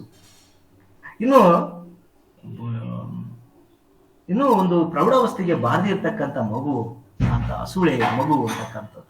ಆಕೆ ಇನ್ನು ಮುಸುರೆ ತಿಕ್ತಾ ಇದ್ದಾಳೆ ಅನ್ನುವ ಅಲ್ಲಿನ ಒಂದು ಸನ್ನಿವೇಶವನ್ನ ಕಟ್ಟಿಕೊಡ್ತಾ ಇದ್ದಾರೆ. ಇಲ್ಲಿ ನಾವು ಪ್ರಶ್ನೆಗಳನ್ನ ಬಹಳಷ್ಟು ಮಾಡ್ಲಿಕ್ಕೆ ಅವಕಾಶ ಹೇಳ್ತಾ ಹೋಗ್ತೀನಿ ನಿಮಗೆ. ಮಹಿಳಾ ಶೋಷಣೆ ಅನ್ನೋದು ಎಲ್ಲಿಂದ ಪ್ರಾರಂಭವಾಗುತ್ತದೆ ಅಂತ ಕೇಳ್ಬೋದು, ಆಯ್ಕೆ ಕೊಡ್ತಾರೆ, ಅಲ್ಲಿ ನಾವು ಆಯ್ಕೆ ಮಾಡಬೇಕಾಗ್ತದೆ. ಮತ್ತೆ ಯಾವಾಗ ನಮ್ಮ ಸಮಾಜದ ಸರ್ವರ ಏಳಿಗೆ ಸಾಧ್ಯ ಆಗ್ತದೆ ಅಂತಂದಾಗ, ಸಾಮಾಜಿಕ ನ್ಯಾಯ ದೊರೆತು ಶೋಷಣೆ ಮುಕ್ತ ಸಮಾಜವಾದ್ರೆ ಮಾತ್ರ ಸರ್ವರ ಏಳಿಗೆ ಸಾಧ್ಯ ಅಂತ ಪ್ರಶ್ನೆ ಕೇಳ್ಬೋದು. ಇನ್ನು ಯಾರ ಬದುಕು ಹಸನಾಗಿಲ್ಲ ಅಂತ ಕೂಡ ಪ್ರಶ್ನೆ ತೆಗಿಲಿಕ್ಕೆ ಸಾಧ್ಯತೆ ಇದೆ. ಅಲ್ಲಿ ಆಯ್ಕೆ ಕೊಡ್ತಾರೆ, ಬಡವರ, ಶ್ರಮಿಕರ, ಶ್ರೀಮಂತರ, ನೌಕರರ, ವ್ಯಾಪಾರಿಗಳ, ಹಿಂಗೆ ಬೇರೆ ಬೇರೆ ಆಯ್ಕೆಗಳನ್ನು ಕೊಟ್ಟು ಪ್ರಶ್ನೆ ನಿಮಗೆ ಬಹು ಆಯ್ಕೆ ಪ್ರಶ್ನೆ ಇಲ್ಲಿ ಮಾಡ್ಲಿಕ್ಕೆ ಸಾಧ್ಯ ಇದೆ. ಹಾಗೆ ಇಲ್ಲಿ ರೆಕ್ಕೆ ಬಿಚ್ಚಿ ಹಾರುವ ಹಕ್ಕಿಗಳು, ಹಕ್ಕಿ ತದ್ಭವ, ಪಕ್ಷಿ ತತ್ಸಮ ಆಗ್ತದೆ. ಕಡಲುಕ್ಕಿ ಹರಿಯುವ, ಕಡಲುಕ್ಕಿ ಅನ್ನೋದು ಲೋಪಸಂಧಿ, ಕಡಲು ಪ್ಲಸ್ ಉಕ್ಕಿ ಅಂತಕ್ಕಂಥ, ಇಳೆಗೆ, ಭೂಮಿಗೆ ಅಂತಕ್ಕಂಥ ಗ್ರಾಮರ್ ಪಾಠಗಳನ್ನ ಯಾವ್ದು ಬೇಕಾದ್ರೂ ಕೇಳಲಿಕ್ಕೆ ಸಾಧ್ಯತೆ ಇದೆ. ಇದನ್ನು ಓದ್ತಾ ಇರ್ಬೇಕಾದ್ರೆ ನೀವು ಮಾರ್ಕ್ ಮಾಡ್ಕೋಬೇಕು, ಇದೇನ್ ಬರ್ತದೆ, ಇದು ಕಡಲುಕ್ಕಿ ಅಂದ್ರೆ ಏನು, ಕಡಲ್ ಅಂದ್ರೆ ಏನು, ಉಕ್ಕಿ ಅಂದ್ರೆ ಏನು, ಯಾವ ಸಂಧಿ ಆಗ್ತದೆ ಅಂತ ನೀವು ನೋಟ್ ಮಾಡ್ಕೊಳ್ತಾ ಹೋಗ್ಬೇಕು. ಹಾಗೆ ಚಿತ್ತಾರ ಅಂತಿದೆ. ಚಿತ್ತಾರ ತತ್ಸಮ ತದ್ಭವ ಏನಾಗ್ತದೆ? ಚಿತ್ರ ಅಂತ ಆಗ್ತದೆ. ಚಿತ್ತಾರ, ಚಿತ್ರ ಅಂತಕ್ಕಂಥ. ಹಾಲುಗಲ್ಲ, ಹಾಲುಗಲ್ಲ ಇದೊಂದು ಸಮಾಸ ಪದ ಆಗ್ತದೆ. ಯಾವ ಸಮಾಸ? ಹಾಲಿನ ಗಲ್ಲ, ಅದು ತತ್ಪುರುಷ ಆಗ್ತದೆ. ತಿಕ್ಕುತ್ತಿದ್ದಾಳೆ ಅಂತಕ್ಕಂಥ ಯಾವ ಕಾಲದಲ್ಲಿ ಬರ್ತದೆ? ತಿಕ್ಕುತ್ತಿದ್ದಾಳೆ ಅಂದಾಗ ವರ್ತಮಾನ ಕಾಲದಲ್ಲಿ ಬರ್ತದೆ. ಒಂದು ವೇಳೆ ಇದನ್ನ ಭವಿಷ್ಯತ್ ಕಾಲಕ್ಕೆ ಬದಲಾಯಿಸಿ ಅಂತ ಕೇಳಿದ್ರೆ ತಿಕ್ಕುವಳು ಅಂತ ಮಾಡ್ಬೇಕಾಗ್ತದೆ. ಇದನ್ನ ನಾವು ಮತ್ತೆ ನಾವು ವಾಕ್ಯ ಪ್ರಕಾರಗಳೊಳಗೆ ತಿಕ್ಕುತ್ತಿದ್ದಾಳೆ ಇದನ್ನ ವಿದ್ಯಾರ್ಥಕ ಮಾಡಿ ಅಂತ ಕೂಡ ಕೇಳ್ಬೋದು. ವಿದ್ಯಾರ್ಥಕ ಅಂತಂದ್ರೆ ತಿಕ್ಕಲಿ, ಅಲಿ ಅಂತಕ್ಕಂಥ ಪದ ಬರ್ಬೇಕಾಗುತ್ತಿದ್ದಾರೆ. ಈ ತರ ನಾವು ಓದ್ಬೇಕಾದ್ರೆ ವ್ಯಾಕರಣಾಂಶಗಳನ್ನ ನಾವೇ ಮಾಡ್ಕೋಬೇಕಾಗ್ತದೆ. ಸಂಭವನಾರ್ಥಕ ಕೇಳಿದ್ರು ಇದೇ ಪದವನ್ನ, ಏನಾಗಿತ್ತು? ತಿಕ್ಕಿಯಾಳು, ಉಸಿರಿ ತಿಕ್ಕಿಯಾಳು ಅಂತ ಮಾಡ್ಕೋಬೇಕು. ನಿಷೇಧಾರ್ಥಕ ತಿಕ್ಕಳು ಅಂತಕ್ಕಂಥದ್ದಾಗ್ತದೆ. ಹೀಗೆ ಪ್ರತಿ ಪದಗಳನ್ನ ಓದ್ತಾ ನಾವು ವ್ಯಾಕರಣಾಂಶಗಳನ್ನ ನಾವೇ ಊಹೆ ಮಾಡ್ಕೋಬೇಕು, ಯಾವ ರೀತಿ ಪ್ರಶ್ನೆ ಬರ್ತದೆ ಅಂತಕ್ಕಂಥ. ಬಾಗಿಲಲ್ಲಿ ಬಳಕುವ ಮಾವಿನೆಲೆಯ ತೋರಣ, ಮಲ್ಲಿಗೆ ಹೂವಲ್ಲಿ ಬೀರುವ ಮುಗುಳುನಗೆ. ಅಲ್ಲಿನ ಸನ್ನಿವೇಶ ಹೇಳ್ತಾರೆ ಹೆಂಗಿದೆ? ಬಾಗಿಲಲ್ಲಿ ಮಾವಿನೆಲೆ ತೋರಣ ಕಟ್ಟಿದ್ದಾರೆ, ಅದು ಬಳಕ್ತಾ ಇದೆ, ಅಲ್ಲಿ ಹೂಗಳು ಹರಳಿದಾವೆ, ಮಲ್ಲಿಗೆ ಹೂವಲ್ಲಿ ಬೀರುವ ಮುಗುಳುನಗೆ. ಮುಗುಳುನಗೆ ಅಂತಂದ್ರೆ ಹೂ ಹರಳಿದೆ ಅಂತಕ್ಕಂಥದ್ದು. ಒಳೆವ ರಂಗೋಲಿಯಲ್ಲಿ ತಳತಳಿಸುವ ಬಾಲರವಿಯು. ಮನೆ ಮುಂದೆ ರಂಗೋಲಿ ಹಾಕಿದ್ದಾರೆ, ಆ ರಂಗೋಲಿಯಲ್ಲಿ ತಳತಳಿಸು. ತಳತಳಿಸು ಅನ್ನೋದು ವ್ಯಾಕರಣಾಂಶ. ತಳತಳಿಸು ಅಂತಕ್ಕಂಥ ಅನುಕರಣವೇ ನಾವು ನೋಡ್ಕೊಳ್ತೀವಿ. ಬಾಲರವಿಯು ಇದ್ದಾನೆ, ಅದನ್ನ ನೋಡಿ ಮೂಕ ವಿಸ್ಮಿತಳಾದ ಪುಟ್ಟಿ ಮತ್ತೆ ಮತ್ತೆ ನೋಡುತ್ತಿದ್ದಾಳೆ. ಮತ್ತೆ ಮತ್ತೆ ದುರಿಕ್ತಿ ಪದ, ಈ ತರ ನೋಡ್ಕೊಳ್ತಾ ಹೋಗ್ತೀವಿ. ಅಂದ್ರೆ ಅಲ್ಲಿನ ವಾತಾವರಣ ಎಲ್ಲ ಸಂಭ್ರಮ ಇದೆ, ಆದ್ರೆ ಈಕೆಗೆ ಅದು ಯಾವುದು ಈಕೆ ಬಾಳಲ್ಲ ಅದಿಲ್ಲ.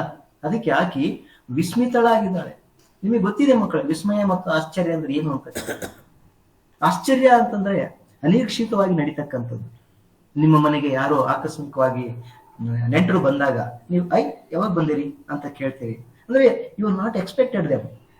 ಅನ್ಎಕ್ಸ್ಪೆಕ್ಟೆಡ್ ಆಗಿ ನಡೀತಕ್ಕಂಥದ್ದು ಆಶ್ಚರ್ಯ. ಆದ್ರೆ ಅಗಾಧವಾದದ್ದನ್ನ ನಾವು ವಿಸ್ಮಯ ಅಂತ ಕರಿತೀವಿ. ಯಾರು ಮಾಡ್ಲಿಕ್ಕೆ ಆಗದೆ ಇರತಕ್ಕಂಥದ್ದನ್ನ ನಾವು ಮಾಡಿದಾಗ ಅಬ್ಬಾ ಅಂತಕ್ಕಂಥ ಉದ್ಗಾರ ಬರುತ್ತಲ್ಲ ಅದು. ಹಾಗೆ ಆ ಉದ್ಗಾರವನ್ನು ವ್ಯಕ್ತಪಡಿಸ್ತಾಳೆ. ಮೂಕ ವಿಸ್ಮಿತಳಾದ ಪುಟ್ಟಿ ಮತ್ತೆ ಮತ್ತೆ ನೋಡ್ತಾ ಇದ್ದಾಳೆ. ಇನ್ನೂ ಒಂದು ಸನ್ನಿವೇಶ ಮತ್ತೆ ತೋರಿಸ್ತಾ ಹೋಗ್ತಾರೆ ನಮಗೆ. ಗುಡಿಸಲಿನಲ್ಲಿ ಗೂರುತ್ತಾ ಅಮ್ಮ ಮಲಗಿದ್ದಾಳೆ. ತೂತು ಬಿದ್ದ ಸೀರೆಯಲ್ಲಿ ಬಾಲರವಿ ಸೊರಗಿದ್ದಾನೆ.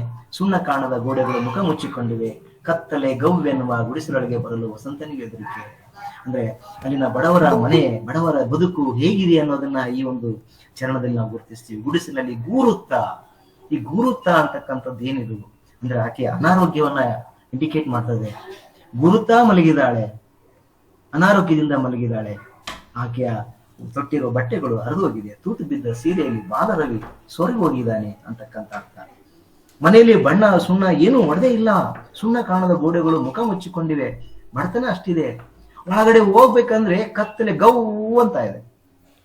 ಇಂಥ ಮನೆಗೆ ಒಳಗ್ ಬರ್ಲಿಕ್ಕೆ ಆ ವಸಂತನಿಗೂ ಹೆದರಿಕೆ ಆಗ್ತಾ ಇದೆ. ವಸಂತ ತದ್ಭವ ರೂಪ ವಸಂತ. ವಸಂತ ಅಂದ್ರೆ ಏನಿಲ್ಲಿ? ಸಮೃದ್ಧಿ, ಪ್ರೋಗ್ರೆಸ್, ಬೆಳವಣಿಗೆ, ಸಿರಿವಂತಿಕೆ ಅಂತಕ್ಕಂಥ ಅರ್ಥ. ಅಂದ್ರೆ ಬಡವರ ಮನೆಗೆ ಅವನಿಗೆ ಬರ್ಲಿಕ್ಕೆ ಭಯ ಆಗ್ತಾ ಇದೆ. ಯಾಕಂದ್ರೆ ಅವರ ಬಡತನ ಅನ್ನೋದು ಅಷ್ಟು ನಿಕೃಷ್ಟವಾಗಿದೆ ಅಲ್ಲಿ ಅಂತಕ್ಕಂಥದ್ದು. ಇದರಲ್ಲಿ ನಾವು ಮುಖ ಇದೆ, ಮುಖ ತತ್ಸಮ ತದ್ಭವ ನೋಡು, ಮೊಗ ಅಂತಕ್ಕಂಥದ್ದು ಮಾಡ್ತೀವಿ. ಇಲ್ಲಿ ಮಹಾಪ್ರಾಣಕ್ಕಾಗಿ ಗಾ ಬರ್ತದೆ ಅಂತಕ್ಕಂಥ. ಇನ್ನು ಇಲ್ಲಿ ಶ್ರಮಿಕರ ಬದುಕು ಹಸನಾಗ್ಲಿಲ್ಲ ಅನ್ನೋದಕ್ಕೆ ಅವರು ಒಂದ್ 4 ಜನರ ಉದಾಹರಣೆಗಳನ್ನು ಕೂಡ ಕೊಡ್ತಾರೆ. ಕಮ್ಮಾರನ ಕುಲಿಮೆ ಉರಿಯಲಿಲ್ಲ, ಕುಂಬಾರನ ತಿಗರಿ ತಿರುಗಲಿಲ್ಲ, ನೇಕಾರನ ಮಗ್ಗ ಉಸಿರಾಡಲಿಲ್ಲ, ಕೇರಿಯ ಮಾರನ ಒಲೆ ಹೊತ್ತಲಿಲ್ಲ, ಇವರಾರಿಗೂ ವಸಂತ ಮುಖ ತೋರಲಿಲ್ಲ. ಇವು ಕುಲ ಕಸುಬುಗಳು. ಈ ಕುಲ ಹುಟ್ಟಿದ್ದೇ ಕಸುಬುಗಳಿಂದ, ನಿಮ್ಗೆಲ್ಲ ಗೊತ್ತಿದೆ. ನೀವು ಸೋಷಿಯಲ್ ಸೈನ್ಸ್ ಎಲ್ಲ ಓದಿರ್ತೀರ. ಕಮ್ಮಾರ ಅಂತಂದ್ರೆ ಕಬ್ಬಿಣವನ್ನ ಕಾಸಿ ಹದ ಮಾಡ್ತಕ್ಕಂಥದ್ದಲ್ಲ, ಅವನ್ನ ಕಮ್ಮಾರ ಅಂತ ಕರಿತೀವಿ. ಆತ ಕುಲುಮೆಯಲ್ಲಿ ಅವುಗಳನ್ನ ಕಾಯಿಸ್ತಾನೆ. ಅದು ಉರಿತಾ ಇಲ್ಲ ಅಂತಂದ್ರೆ ಕಮ್ಮಾರನಿಗೆ ಕೆಲಸವೇ ಇಲ್ಲ. ಕಮ್ಮಾರನಿಗೆ ಕೆಲಸ ಇಲ್ಲ, ಹಣ ಇಲ್ಲ, ಅವನಿಗೆ ಊಟ ಇಲ್ಲ. ಕುಂಬಾರನ ತಿಗುರು ಇಲ್ಲ. ಇನ್ನೊಂದು ಅರ್ಥದಲ್ಲಿ ಏನ್ ಹೇಳ್ಬೋದು ಅಂದ್ರೆ ಇದು ಏನಂತ ಕುಲಕಸುಬುಗಳು ಮಾಯ ಆಗಿರುವ ಒಂದು ಸಂಕೇತ ಕೂಡ ಹೌದು. ನಮ್ಗೆ ಕುಲಕಸುಬುಗಳು ಇವತ್ತು ಹೋಗ್ಬಿಟ್ಟಿದ್ದಾವೆ. ಅದನ್ನೇ ನಂಬ್ಕೊಂಡು ಬಂದಂತವ್ರಿಗೆ ಕೆಲಸನೇ ಇಲ್ಲ ಇವತ್ತು. ನಾನು ಮಡಿಕೆ ಮಾಡ್ತೀನಿ ಅಂದ್ರೆ ಮಡಿಕೆಯಲ್ಲಿ ಹೋಗ್ತಾ ಇದೆ ಇವತ್ತು. ಎಲ್ಲ ಕಡೆ ನಾವು ಪ್ಲಾಸ್ಟಿಕ್, ಸ್ಟೀಲು ಈ ರೀತಿ ಪಾತ್ರೆ ಅಂತ ಹೋಗ್ತಾ ಇದೆ. ಅಲ್ಲಿ ಇಲ್ಲಿ ಸ್ವಲ್ಪ ರೀಸೈಕಲ್ ಆಗ್ತಾ ಇದೆ, ಮಡಿಕೆ ವಸ್ತುಗಳನ್ನು ಬಳಸ್ಬೇಕಂತ. ಬಟ್ ಅದನ್ನ ಯಾರಿಗೂ ಬಳಸುವ ಕ್ಷಮತೆ ಇಲ್ಲ, ಯಾಕಂದ್ರೆ ಎಲ್ಲ ಧಾವಂತದಲ್ಲಿ ಇದೆ. ನಮಗೆ ಈಸಿ ಟು ಕ್ಯಾರಿ ಇರಬೇಕು, ಈಸಿ ಟು ನಮಗೆ ಬಳಸಲಿಕ್ಕೆ ಸುಲಭವಾಗಿರ್ತಕ್ಕಂಥ ನೋಡ್ತೀವಿ. ಹಂಗಾಗಿ ಕುಂಬಾರನ ತಿಗುರಿ ಅಂತಂದ್ರೆ ಚಕ್ರ, ಆ ಚಕ್ರದ ಮೇಲೆ ಇಟ್ಟು ಮಣ್ಣೆನ ಇಟ್ಟು ಅವನ ಗಡಿಗೆ ಮಾಡ್ತಾನೆ ಅಥವಾ ಮಡಿಕೆ ಮಾಡ್ತಿರ್ತಾನೆ. ಅದು ತಿರುಗ್ತಾ ಇಲ್ಲ ಅಂದ್ರೆ ಅವನಿಗೇನು ಕೆಲಸನೇ ಇಲ್ಲ. ಇನ್ನ ಮಗ್ಗ, ಬಟ್ಟೆಗಳನ್ನ ನೇಯುವ ನೇಕಾರನ ಮಗ್ಗ ಉಸಿರಾಡ್ತಾ ಇಲ್ಲ, ಹೇಗಿದೆ ಹಾಗೆ ಜೀಳು ಕಟ್ಟಿಬಿಟ್ಟಿದೆ. ಅವನ ಬದುಕು ಕೂಡ ದುಸ್ತರ ಇದೆ ಇವತ್ತು. ಈ 4 ಜೊತೆ 3 ಜೊತೆಗೆ ಕೇರಿಯ ಮಾರ, ಈ ಕೇರಿಯ ಮಾರನ ಒಲೆ ಹೊರತಾ ಇಲ್ಲ ಅಂತಂದ್ರೆ, ಕೇರಿಯ ಮಾರ ಹೇಗೆ ಬದುಕ್ತಾನೆ ಅಂತಂದ್ರೆ, ಅವನು ಊರಲ್ಲಿ ಸತ್ತಂತ ಹೆಣಗಳನ್ನ ಚರ್ಮವನ್ನ ಹದ ಮಾಡುವ ಕೆಲಸ, ಅದನ್ನ ಚಪ್ಪಲಿ ಮಾಡ್ತಕ್ಕಂಥ ಕೆಲಸ ಅಂತ ಅವನು ಬದುಕುವ ಸಿಕ್ಕಾಗ ಮಾತ್ರ ಅವನು ಅದನ್ನ ಸತ್ತ ದನಗಳನ್ನ ತಗೊಂಡ್ಬಂದು ಅದನ್ನ ತಾನು ಅಡಿಗೆ ಮಾಡ್ಕೊಂಡು ಊಟ ಮಾಡ್ತಕ್ಕಂಥದ್ದನ್ನ ನಾವೆಲ್ಲ ಕೇಳಿದೀವಿ. ಅವನ ಬದುಕು ಕೂಡ ಹಸನಾಗ್ತಾ ಇಲ್ಲ. ಇವ್ರು ಯಾರಿಗೂ ಕೂಡ ವಸಂತ ಮುಖ ತೋರ್ತಾ ಇಲ್ಲ. ವಸಂತ ಬಸಂತನ ಇನ್ನ ಗುಡಿಸಲೊಳಗೆ ಬರಲು ಈ ಪುಟ್ಟಿ ಕೇಳ್ತಾ ಇದ್ದಾಳೆ, ಶೀಸ್ ಇಂಟ್ರಾಸ್ಪೆಕ್ಟ್ ಮಾಡ್ಕೊಳ್ತಾ, ಕ್ವಶನಿಂಗ್ ಮಾಡ್ಕೊಳ್ತಾ ಇದ್ದಾಳೆ. ಏನಂತ, ಯಾಕೆ ಬರ್ತಾ ಇಲ್ಲ ಅವನು ಅಂದ್ರೆ, ವಸಂತ ಅಂದ್ರೆ ಯಾರು? ಬದಲಾವಣೆ, ಪ್ರಗತಿ, ಸಮೃದ್ಧಿ, ಶ್ರೀಮಂತಿಕೆ. ಯಾಕೆ ಇವರಿಗೆ ಶ್ರೀಮಂತಿಕೆ ಬರ್ತಾ ಇಲ್ಲ ಅಂದ್ರೆ, ಗುಡಿಸಲೊಳಗೆ ಬರಲು ವಸಂತ ಎದರಿದಾನೆ. ಕ್ವಶನ್ ಮಾಡ್ಕೊಂತಾಳಕ್ಕೆ, ಅವನಿಗೂ ಬಡವರ ಮನೆ ಅಂತಂದ್ರೆ ಅವನಿಗೂ ಕೂಡ ಹೆದರಿಕೆ ಆಗ್ತದೇನೋ, ಅಥವಾ ಹರಿದ ಚಿಂದಿ ಬಟ್ಟೆಗಳ ಕಂಡು ಮರುತ್ತಾ ಇದೇನೋ, ಅಯ್ಯೋ ಪಾಪ ಅವ್ರ ಜೀವನ ಹೆಂಗಿದೆ ಅಂತ ಮರುತ್ತಾ ಇದೇನೋ ಗೊತ್ತಿಲ್ಲ.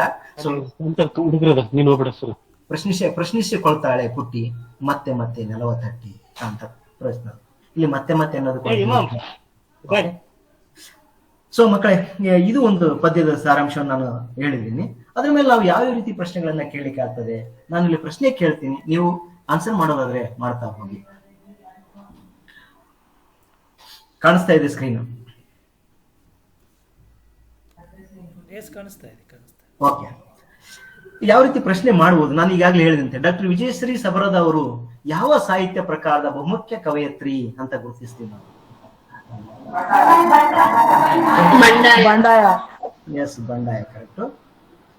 ಬಂಡಾಯ ಸರಿ. ಯಾವ ಪ್ರಕಾರದ ಕಾವ್ಯ ಇದು? ವಿಜಯಶ್ರೀ ಸಬರದ ಹೂವಿನ ತೇರಿನಲ್ಲಿ. ಇದು ಒಂದು ನಾಟಕನ, ಕವನ ಸಂಕಲನ, ವಿಮರ್ಶಾ, ಜೀವನ ಚರಿತ್ರೆ?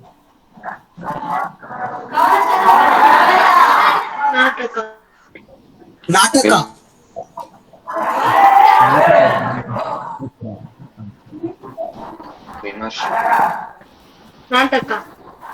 ಎಸ್ ಕರೆಕ್ಟ್, ನಾಟಕ ಸರಿಯಾದ ಉತ್ತರ. ಇನ್ನು 3ನೇ ಪ್ರಶ್ನೆ ನೋಡೋಣ, ಏನ್ ಪ್ರಶ್ನೆ ಕೇಳಬಹುದು ಅಂತ.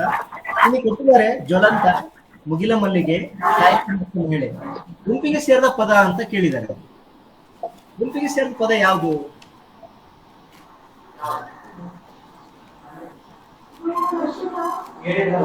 ಜ್ವಲಂತ ಯಾವ ಪ್ರಕಾರ ಸಾಹಿತ್ಯ ಪ್ರಕಾರ?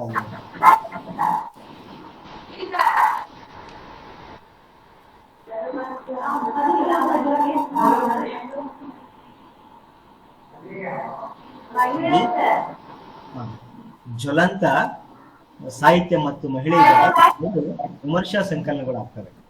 ಇಲ್ಲಿ ಮುಗಿಲ ಮಲ್ಲಿಗೆ ಅಂತಕ್ಕಂಥದ್ದು ಕವನ ಸಂಕಲನ ಆಗ್ತದೆ, ಆದ್ರಿಂದ ಇದು ಗುಂಪಿಗೆ ಸೇರೋದಿಲ್ಲ. ಸೊ ಹಾಗಾಗಿ ನಾವು ಮುಗಿಲ ಮಲ್ಲಿಗೆ ಅನ್ನುವ ಪದವನ್ನ ತೆಗಿಬೇಕಾಗ್ತದೆ. ಈ ಪದ್ಯದ ವಸಂತ ಮುಖ ತೋರಲಿಲ್ಲ ಪೂರಕ ಪಾಠದ ಆಕರ ಗ್ರಂಥ ಯಾವುದು?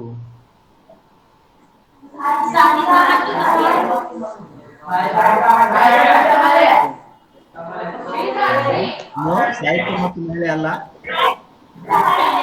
ಸಾಹಿತ್ಯ ಮತ್ತು ಮಹಿಳೆ ವಿಮರ್ಶಾ ಕೃತಿ, ಜ್ವಲಂತ ಗುಣ ವಿಮರ್ಶಾ ಕೃತಿ. ಮುಗಿಲು ಮಲ್ಲಿಗೆ. ವೆರಿ ಗುಡ್, ಮುಗಿಲ ಮಲ್ಲಿಗೆ ಸರಿಯಾದದ್ದು. ಇದು ಹೂವಿನ ತೇರಿನೇರಿ ನಾಟಕ, ಇವೆರಡು ವಿಮರ್ಶಾ ಕೃತಿಗಳಾಗ್ತವೆ. ಸೊ ಹಾಗಾಗಿ ಮುಗಿಲ ಮಲ್ಲಿಗೆ ಅನ್ನೋದು ದೊಡ್ಡ ಸಂಕಲನ ಆಗಿದೆ. ಇದಕ್ಕೆ ಪೂರಕ ಪಾಠದ ಪ್ರಶ್ನೆ, ಮಹಿಷಾಸುರನ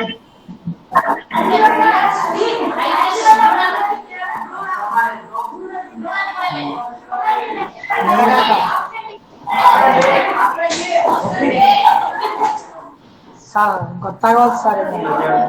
ಯಾವುದು? ಮ್ಯೂಟ್ ಮಾಡ್ಕೊಳ್ಳಿ.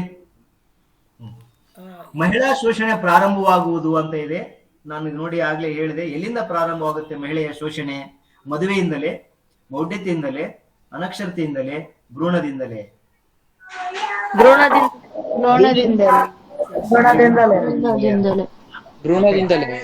Very good, very good. Okay. ಬಾಲರವಿ ಎಲ್ಲಿ ಸೊರಗಿದ್ದಾನೆ? ಆಕಾಶದಲ್ಲಿ, ಸೊರಗಿದ್ದಾನೆ. ನೋ, ತೂತು ಬಿದ್ದ ಸೀರೆಯಲ್ಲಿ. ಎಸ್, ತೂತು ಬಿದ್ದ ಸೀರೆಯಲ್ಲಿ ಸೊರಗಿದ್ದಾನೆ ಅಂತ. ಬಾಲರವಿ ಎಲ್ಲಿ ಥಳಥಳಿಸುತ್ತಿದ್ದಾನೆ? ನೋಡಿ, ಇಲ್ಲಿ ಸೊರಗಿದ್ದಾನೆ ಅಂತ ಇದೆ, ಇಲ್ಲಿ ಥಳಥಳಿಸುತ್ತಿದ್ದಾನೆ ಅಂತ ಇದೆ. ಬಹಳ ಕೇರ್ಫುಲ್ ಆಗಿ ನೀವು ಉತ್ತರವನ್ನು ಕೊಡಬೇಕು. ತೂತು ಬಿದ್ದ ಸೀರೆ. ಇಲ್ಲಿ ಒಂದು ಕರೆಕ್ಷನ್ ಇದೆ. ಇಲ್ಲಿ ಏನಿದೆ? ತೂತು ಬಿದ್ದ ಸೀರೆಯಲ್ಲಿ.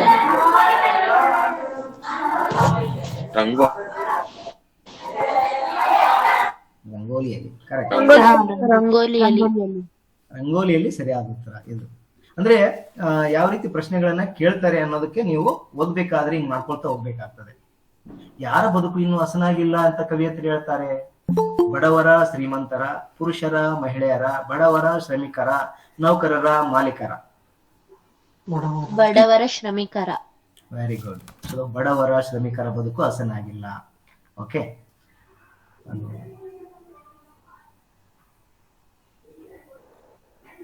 ವಸಂತ ಮುಖ ತೋರಲಿಲ್ಲ ಪದ್ಯದಲ್ಲಿ ಕಡಲುಕ್ಕಿ ಅರಿಯುವ ಸಂಭ್ರಮ ಯಾರಿಗಿದೆ? ಮಾವಿನ ಮರಗಳಿಗಿದೆ, ಹಕ್ಕಿಗಳಿಗಿದೆ, ಕೋಗಿಲೆಗಳೇ, ಇಳೆಗಿದೆ? ಇಳೆಗೆ. ಇಳೆಗೆ ಕಡಲುಕ್ಕಿ ಅರಿಯುವ ಸಂಭ್ರಮ. ಇಳೆಗೆ. Very good. ಮಾವಿನ ಮರಗಳು ಹೇಗೆ ನಿಂತಿವೆ? ಬರಡಾಗಿ ನಿಂತಿವೆ, ಮೈತುಂಬಿ ನಿಂತಿವೆ, ಮೈ ತುಂಬಿ ನಿಂತಿದ್ದಾವೆ. S, correct. ಮೈ ತುಂಬಿ ನಿಂತಿದೆ. ಆಲುಗಲ್ಲ ಅನ್ನುವುದು ಇದು ಒಂದು ಸಮಾಸಕ್ಕೆ ಉದಾಹರಣೆ. ತತ್ಪುರುಷ. ತತ್ಪುರುಷ ಸಮಾಸ. ಹಾಲಿನ ಗಲ್ಲ, ಅರಸನ ಮನೆ, ತಲೆಯಲ್ಲಿ ನೋವು. ತತ್ಪುರುಷ. ತತ್ಪುರುಷ ಆಗ್ತದೆ, ಆಲುಗಲ್ಲ ಆಗ್ತದೆ. ಗುಡಿಸಲೊಳಗೆ ಬರಲು ವಸಂತನಿಗೆ ಹೆದರಿಕೆ ಆಗಿದೆ. ಕಾರಣ ಏನು? ಅದು ಒಂದು ಸೋರುವ ಗುಡಿಸಲಾಗಿದೆ, ಗವ್ವೆನ್ನುವ ಕತ್ತಲಿದೆ,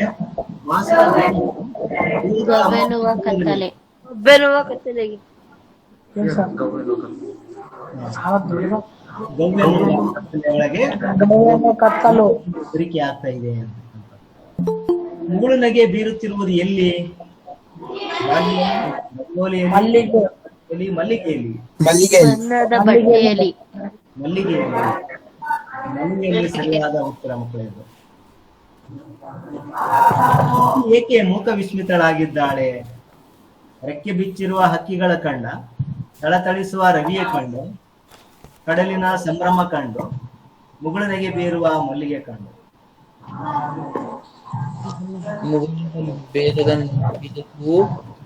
ಥಳಥಳಿಸುವ ರವಿಯ ಕಂಡು. Yes, very good. ಥಳಥಳಿಸುವ ರವಿಯ ಕಂಡು ಆಕೆ ಮೂಕ ವಿಸ್ಮಿತಳಾಗಿದ್ದಾಳೆ. ತತ್ಸಮ ರೂಪ ಯಾವುದು? ಚಿತ್ತಾರ ಪದದ ತತ್ಸಮ ರೂಪ ಚಿತ್ರ. ವಿಸ್ತಾರ ಪದದ ತದ್ಭವ ರೂಪ?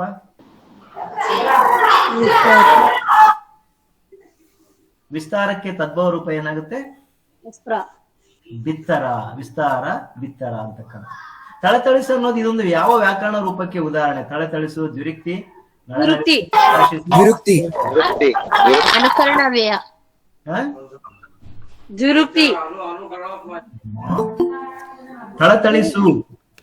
ಥಳಥಳಿಸು ಅಂದ್ರೆ ಇದು ಅನುಕರಣವೇ ಆಗುತ್ತೆ. ಅಮ್ಮ ಮಲಗಿರುವುದು ಎಲ್ಲಿ? ಮಂಟಪದೊಳಗೆ, ಗುಡಿಸಲಿನಲ್ಲಿ.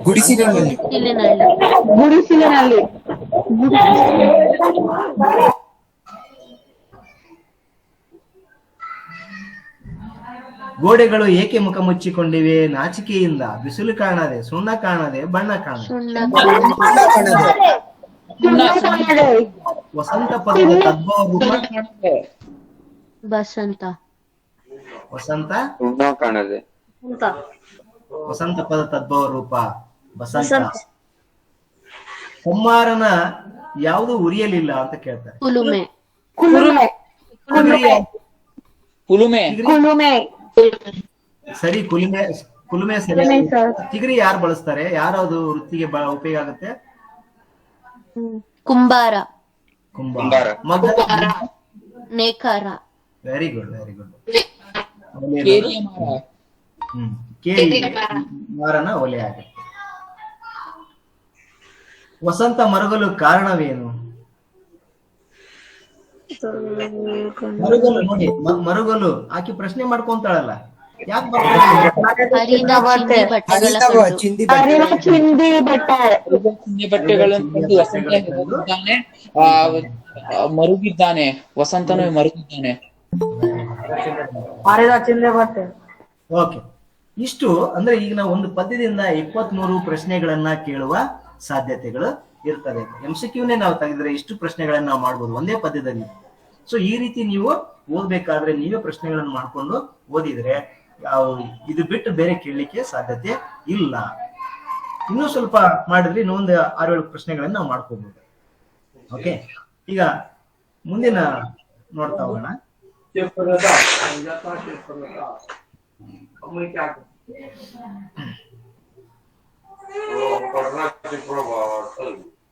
ಈ ಭಗತ್ ಸಿಂಗ್ ಅನ್ನೋ ಇನ್ನೊಂದು ಪೂರಕ ಪಾಠವನ್ನ ಬರೆದ ಲೇಖಕರ ಬಗ್ಗೆ ನೋಡೋದು. ಚಿದಾನಂದ ಮೂರ್ತಿ GS ಅವರು 1970ರಲ್ಲಿ ತುರುವೇಕೆರೆ ತಾಲೂಕಿನ ಗೊಪ್ಪಿನಹಳ್ಳಿಯಲ್ಲಿ ಜನಿಸ್ತಾರೆ, ತುಮಕೂರು ಜಿಲ್ಲೆ. ಇವರು ಮಾನಸ ಗಂಗೋತ್ರಿಯಲ್ಲಿ ಪ್ರಾಚೀನ ಇತಿಹಾಸ ಮತ್ತು ಪುರಾತತ್ವ ಅಂದ್ರೆ ಏನ್ಸಿಯಂಟ್ ಹಿಸ್ಟ್ರಿ ಅಂಡ್ ಆರ್ಕಿಯಾಲಜಿ ವಿಭಾಗದಲ್ಲಿ PG ಮಾಡ್ತಾರೆ, ಪೋಸ್ಟ್ ಗ್ರಾಜುಯೇಷನ್, ಸ್ನಾತಕೋತ್ತರ ಶಿಕ್ಷಣ. ಹಾಗೆ ಇಂಗ್ಲಿಷ್ MA ಕೂಡ ಮಾಡ್ತಾರೆ. ಹೈಸ್ಕೂಲ್ ಶಿಕ್ಷಕರಾಗಿ ಸೇವೆ ಸಲ್ಲಿಸಿದ್ರು. 15ರಿಂದ ತಮ್ಮ ಹುಟ್ಟೂರಿನಲ್ಲಿ ನೌಕರಿ ಬಿಟ್ಟು ಹೋಗಿ ಆಗ ರೈತರಾಗಿ ಸಾವಯವ ಕೃಷಿ ಮಾಡ್ಕೊಂತ ಜೀವನ ಮಾಡ್ತಾ ಇದ್ದಾರೆ. ಸೊ ಈಗ ಇವರು ಬರೆದಿರುವ ಕೃತಿ ಯಾವ್ದಂದ್ರೆ ಜೀವನ ಸಾಧನೆ ಮಾಲಿಕೆಯಲ್ಲಿ ಭಗತ್ ಸಿಂಗ್ ಬಗ್ಗೆ ಬರೆದಿರ್ತಕ್ಕಂಥ ಜೀವನ ಕೃತಿಯಿಂದ ಇದನ್ನ ಆಯ್ಕೆ ಮಾಡ್ಕೊಂಡಿದ್ದೀವಿ. ಏನ್ ಪ್ರಶ್ನೆ ಕೇಳ್ತಾರೆ ಈ ಪಾಠದಲ್ಲಿ ಏನಿದೆ ಅಂತ ನೋಡ್ತಾ ಹೋಗೋಣ ನಾವು. ಓಕೆ, ಪರಕೀಯರ ಆಳ್ವಿಕೆಯಿಂದ ಭಾರತವನ್ನ ವಿಮೋಚನೆಗೊಳಿಸ್ಲಿಕ್ಕೆ ಭಾರತೀಯರು ನಡೆಸಿದ ಹೋರಾಟ ಬಹಳ ಪ್ರಮುಖವಾದದ್ದು. ಇಲ್ಲಿ ವಿಮೋಚನೆ ಅದರ ಅರ್ಥ ಕೇಳ್ತಾರೆ. ಭಾರತೀಯರು ನಡೆಸಿದ ಹೋರಾಟ, ಈ ಸ್ವಾತಂತ್ರ್ಯ ಹೋರಾಟದಲ್ಲಿ ಸಾವಿರಾರು, ಇದು ಕೂಡ ಒಂದು ವ್ಯಾಕರಣ ಅಂಶ. ಸಾವಿರಾರು ಯಾವುದು ವ್ಯಾಕರಣ ಅಂಶ ಆಗುತ್ತೆ? ಸಂಧಿ ಸಂಖ್ಯಾವಾಚಕ ಕೂಡ. ಓಕೆ, ಜನ ತಮ್ಮ ಜೀವನ ಮತ್ತು ಪ್ರಾಣವನ್ನು ತ್ಯಾಗ ಮಾಡಿದ್ದಾರೆ. ಪ್ರಾಣ ತದ್ಭವ ರೂಪ.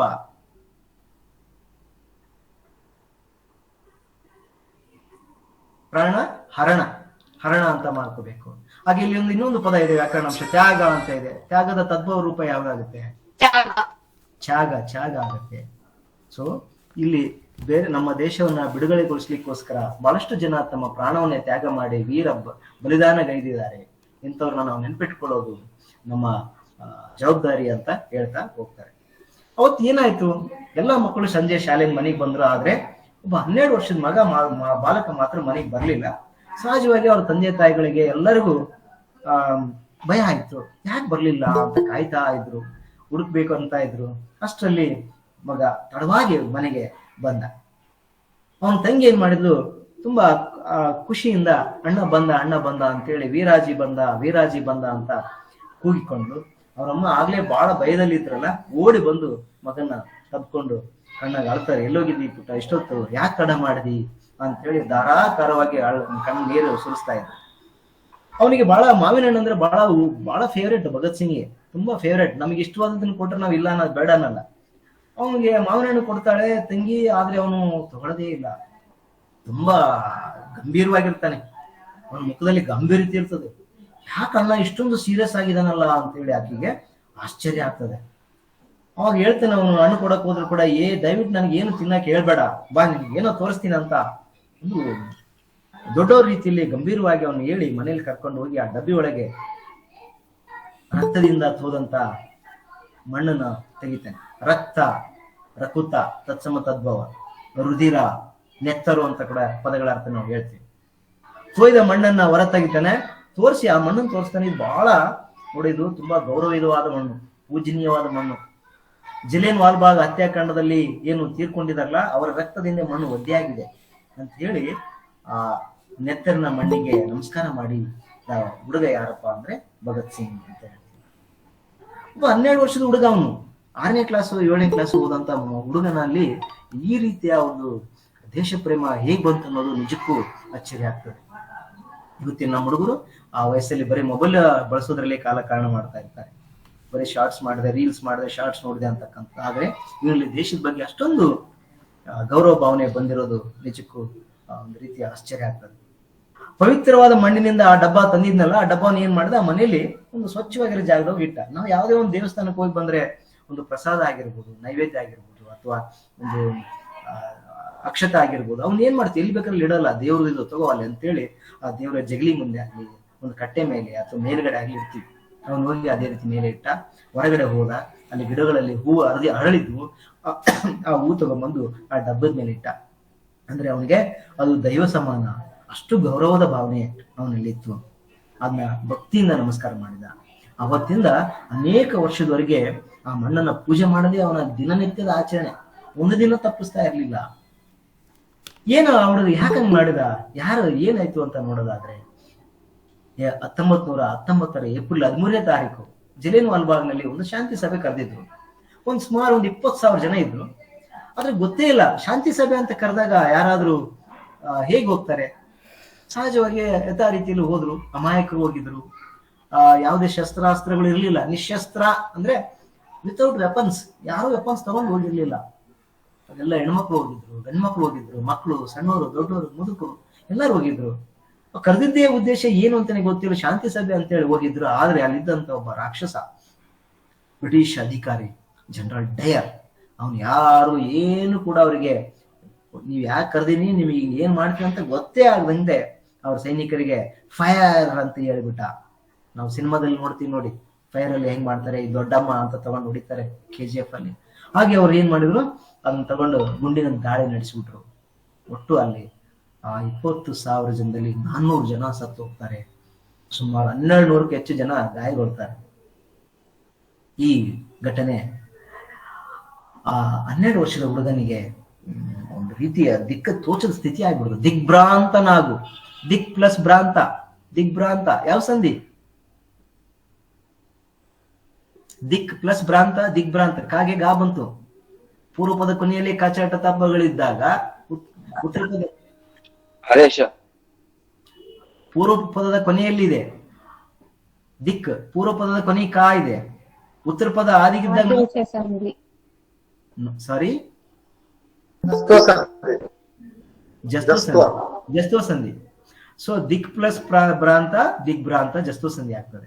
ಇದನ್ನ ಅಂಡರ್ಲೈನ್ ಮಾಡ್ಕೋಬೇಕು ನೀವು ಅಂತ. ಅದನ್ನ ಕೇಳಿ ಅವನು ತುಂಬಾ ಶಾಕ್ ಆಗ್ತಾನೆ. ಅವನಿಗೆ ಏನ್ ಮಾತಾಡೋ ಗೊತ್ತೇ ಆಗೋದಿಲ್ಲ. ಆ ಬಾಲಕ ಯಾರ ಮಗಪ್ಪ ಅಂತಂದ್ರೆ ಕಿಶನ್ ಸಿಂಗ್ ಮತ್ತು ವಿದ್ಯಾವತಿ ಎನ್ನುವವರ ಮಗನಾಗಿ 1907 ಸೆಪ್ಟೆಂಬರ್ 28ಕ್ಕೆ ಜನಿಸಿದ. ಅವನು ಊರು ಯಾವುದು? ಬಂಗಾ ಅಂತ ಒಂದು ಸಣ್ಣ ಹಳ್ಳಿ, ಪಂಜಾಬ್ನ ಲಾಯಲ್ಪುರ ಅಂತ ಒಂದು ಡಿಸ್ಟಿಕ್ ಇದೆ, ಅಲ್ಲಿ ಒಂದು ಸಣ್ಣ ಹಳ್ಳಿಲಿ ಜನಿಸಿದ ಅಂತಕ್ಕಂಥದ್ದು. ಇದನ್ನ ಅವ್ರ ಪರಿಚಯ ಕೊಟ್ಟು ಅವಾಗ ಹೆಂಗಿತ್ತು ಅಲ್ಲಿನ ಪರಿಸ್ಥಿತಿ ಅಮೃತ್ಸರದಲ್ಲಿ ಅಂತಂದ್ರೆ, ಪರಿಸ್ಥಿತಿ ಪ್ರಕ್ಷುಬ್ಧವಾಗಿತ್ತು. ತುಂಬಾ ಗಾಬರಿ, ಆತಂಕದ ವಾತಾವರಣ, ಸೈಟ್ ಅಂಡ್ ಶೂಟ್ ಅನ್ನೋ ವಾತಾವರಣ ಇದೆ. ಈಗ ಏನು ಕರ್ಫ್ಯೂ ಮಾಡ್ದಲ್ಲಿ ಹೇಗಿರ್ತದೆ ವಾತಾವರಣ, ಆಗಿತ್ತಲ್ಲಿ. ಎಲ್ಲಾ ಕಡೆ ಪೊಲೀಸರ ಜಮಾವಣೆ ಆಗಿತ್ತು. ಜಮಾವಣೆ ಅಂದ್ರೆ ಏನು? ಸೇರ್ಕೊಂಡಿದ್ರು. ಯಾರೇ ಒಬ್ರು ಅನುಮಾನಾಸ್ಪದ ಬಂದ್ರೆ ಸಾಕು, ಕಂಡಲ್ಲಿ ಗುಂಡಿಟ್ಬಿಡ್ರಿ, ಸೈಟ್ ಅಂಡ್ ಶೂಟ್ ಅಂತ ಹೇಳ್ತಾರೆ. ಆ ಆಜ್ಞೆ ಆರ್ಡರ್ ಕೂಡ ಆಗಿತ್ತು. ಆದ್ರೆ ಭಗತ್ ಸಿಂಗ್ ಒಬ್ಬ 12 ವರ್ಷದ ಬಾಲಕ ಅವರೆಲ್ಲರ ಕಣ್ ತಪ್ಪಿಸಿ ನೇರವಾಗಿ ಜಲಿಯನ್ ವಾಲ್ಬಾಗಿಗೆ ಹೋಗ್ತಾನೆ. ಭಕ್ತಿಯಿಂದ ತಲೆಬಾಗಿ ರಕ್ತದಿಂದ ಹೋದಂತ ಒಂದು ಚಿಟಿಕೆ ಮಣ್ಣನ್ನು ತಗೊಂಡು ತನ್ನ ಹಣೆ ಮೇಲೆ ತಿಲಕವಾಗಿ ಇಟ್ಕೊಂಡು ಕಣ್ಮುಚ್ಚಿ ಭಕ್ತಿಯಿಂದ ಕೈ ಮುಗಿದು ಅಲ್ಲಿರುವ ಹುತಾತ್ಮರಿಗೆ ಗೌರವ ಸಲ್ಲಿಸಿ ಆ ಮಣ್ಣನ್ನು ತಗೊಂಡು ಬರ್ತಾನೆ. ಅಂದ್ರೆ ಆ ಬಾಲಕನಿಗೆ ಆ ಸ್ವತಂತ್ರದ ದೇಶದ ಬಗ್ಗೆ ಇರುವ ಪ್ರೀತಿ ಪ್ರೇಮ ಹೇಗಿತ್ತು ಅನ್ನೋದು ನಮಗೆ ಗೊತ್ತಾಗ್ತದೆ. ಇಲ್ಲಿ ನೋಡಿ, ಕಣ್ಮುಚ್ಚಿ ಅಂತಕ್ಕಂಥ ಒಂದು ಪದ ಇದೆ. ಸೊ ಇದೊಂದು ವ್ಯಾಕರಣಾಂಶ, ಇದು ನಮಗೆ ಸಮಾಸದಲ್ಲಿ ಬರ್ತದೆ. ಕಣ್ಮುಚ್ಚಿ ಯಾವ ಸಮಾಸ ಆಗುತ್ತೆ? ಕ್ರಿಯಾ ಸಮಾಸ. ಕಣ್ಣಲ್ಲಿ ಪ್ಲಸ್ ಮುಚ್ಚಿ ಕಣ್ಮುಚ್ಚಿ ಕ್ರಿಯಾ ಸಮಾಸ ಆಗ್ತದೆ. ಭಕ್ತಿ, ಬಕುತಿ, ತತ್ಸಮ ತದ್ಭವ. ಓಕೆ, ಈ ರೀತಿ ನಾವು ಆ ಪದಗಳನ್ನ, ವ್ಯಾಕರಣಾಂಶಗಳನ್ನ ಓದ್ತಾನೆ ನಾವು ನೋಟ್ ಮಾಡ್ಕೊಳ್ತಾ, ಅಂಡರ್ಲೈನ್ ಮಾಡ್ಕೊಳ್ತಾ ಹೋಗ್ಬೇಕಾಗ್ತದೆ. ಅದನ್ನ ತಂದ ಹುಡುಗ ಅದನ್ನ ಏನ್ ಮಾಡಿದಪ್ಪ ಅಂದ್ರೆ, ತನಗೆ ಸಿಕ್ಕಂತ ಒಂದು ದೊಡ್ಡ ಪಾರಿತೋಷಕ ಅನ್ನೋ ರೀತಿಯಲ್ಲಿ ತಿಳ್ಕೊಂಡ್ಬಿಟ್ಟಿದ್ದ. ಏನೋ ಒಂದು ಅವಾರ್ಡ್ ಸಿಕ್ಕಿದೆ ಅನ್ನೋ ರೀತಿಲಿ ನೋಡಿ. ನಮ್ಗೆ ಏನಾದ್ರು ಅವಾರ್ಡ್ ಸಿಕ್ಕರೆ ನಾವೇನ್ ಮಾಡ್ತೀವಿ, ಅದನ್ನ ಶೋಕೇಶ್ ಒಳಗೆ ಆಗ್ಲಿ ಅಥವಾ ಮೇಲ್ಗಡೆ ಆಗ್ಲಿ ಒಂದು ಗಾಡ್ರೇಜು ಅಥವಾ ಬೀರ್ನಲ್ಲು ಅಥವಾ ಯಾವ್ದೋ ಟ್ರಂಕ್ ಸೂಟ್ ಕೇಸಲ್ಲಿ ಹಂಗೆ ಇಟ್ಕೊಂಡಿರ್ತೀವಿ, ನೆನಪಿಗೋಸ್ಕರ ನನಗೆ ಸಿಕ್ಕಿದ ಅವಾರ್ಡ್ ಇದು ಅಂತ. ಆ ಮಣ್ಣನ್ನ ಹಾಕಿ ಇಟ್ಕೊಂಡಿದ್ದ ಅವನು. ಅದು ನಮ್ಮ ಇಡೀ ಭಾರತ ಸ್ವತಂತ್ರದ ಒಂದು ಕರಾಳ ಘಟನೆ, ಬ್ಲಾಕ್ ಡೇ ಅದು ನಮಗೆ. ಅಮೃತ್ಸರದ ಉದ್ಯಾನದಲ್ಲಿ ನಡೆದ ಆ ಸಭೆಯಲ್ಲಿ ಸಾವಿರಾರು ಜನ ಇದ್ರು. ಭಾರತೀಯರ ಮೇಲೆ ಅವನು ಗುಂಡಿನ ಮಳೆಗರೆದಿದ್ದ ರಾಕ್ಷಸ ಜನರಲ್ ಡಯರ್. ಗುಂಡಿನ ಮಳೆ ಹೆಂಗೆ ಮಳೆ ಬರ್ತದ ಹಂಗೆ ಅದು ದಪ ದಪ ದಪ ದಪ ದಪ ಅಂತೇಳಿ ಮಳೆನ ಗುಂಡು ಸುರಿಸ್ಬಿಟ್ಟಿದ್ರು ಆ ಲೆಫ್ಟಿನೆಂಟ್ ಗವರ್ನರ್. ಅವನ ಕಠೋರ ಹೃದಯದ ಅಧಿಕಾರಿ, ಕಠೋರ ಅನ್ನೋದಕ್ಕಿಂತ ನಾವು ರಾಕ್ಷಸ ಅಂತ ಹೇಳ್ಬೇಕಾಗ್ತದೆ. ಯಾಕೆ ಹೆಂಗ್ ಮಾಡಿದ ಅಂದ್ರೆ ನಮ್ಮನ್ನ ಬ್ರಿಟಿಷರ್ ಕಂಡ್ರೆ ಎದುರಿಸ್ಬೇಕು, ಇವ್ರಿಗೆ ಭಯ ಹುಟ್ಟಬೇಕಂತ ಹೇಳಿ ಅವನು ಮಾಡ್ತಾನೆ. ಜಲಿಯನ್ ವಾಲ್ಬಾಗ್ ಮಾರಣ ಹೋಮ ಭಗತ್ ಸಿಂಗ್ ನ ಮನಸ್ಸಿನಲ್ಲಿ ಅಚ್ಚಳಿಯದ, ಅಚ್ಚಳಿ ಅಂತ ಒಂದು ಸ್ವಂತ ವಾಕ್ಯ ಕೊಡ್ತಾರೆ ಮಕ್ಕಳಿಗೆ. ಅಚ್ಚಳಿಯದ ಅಂದ್ರೆ ಏನು, ಇದನ್ನ ಸ್ವಂತ ವಾಕ್ಯದಲ್ಲಿ ಬರೀರಿ ಅಂತ ಕೇಳ್ತಾರೆ. ಅಂದ್ರೆ ಅಚ್ಚಳಿಯದ ಅಂದ್ರೆ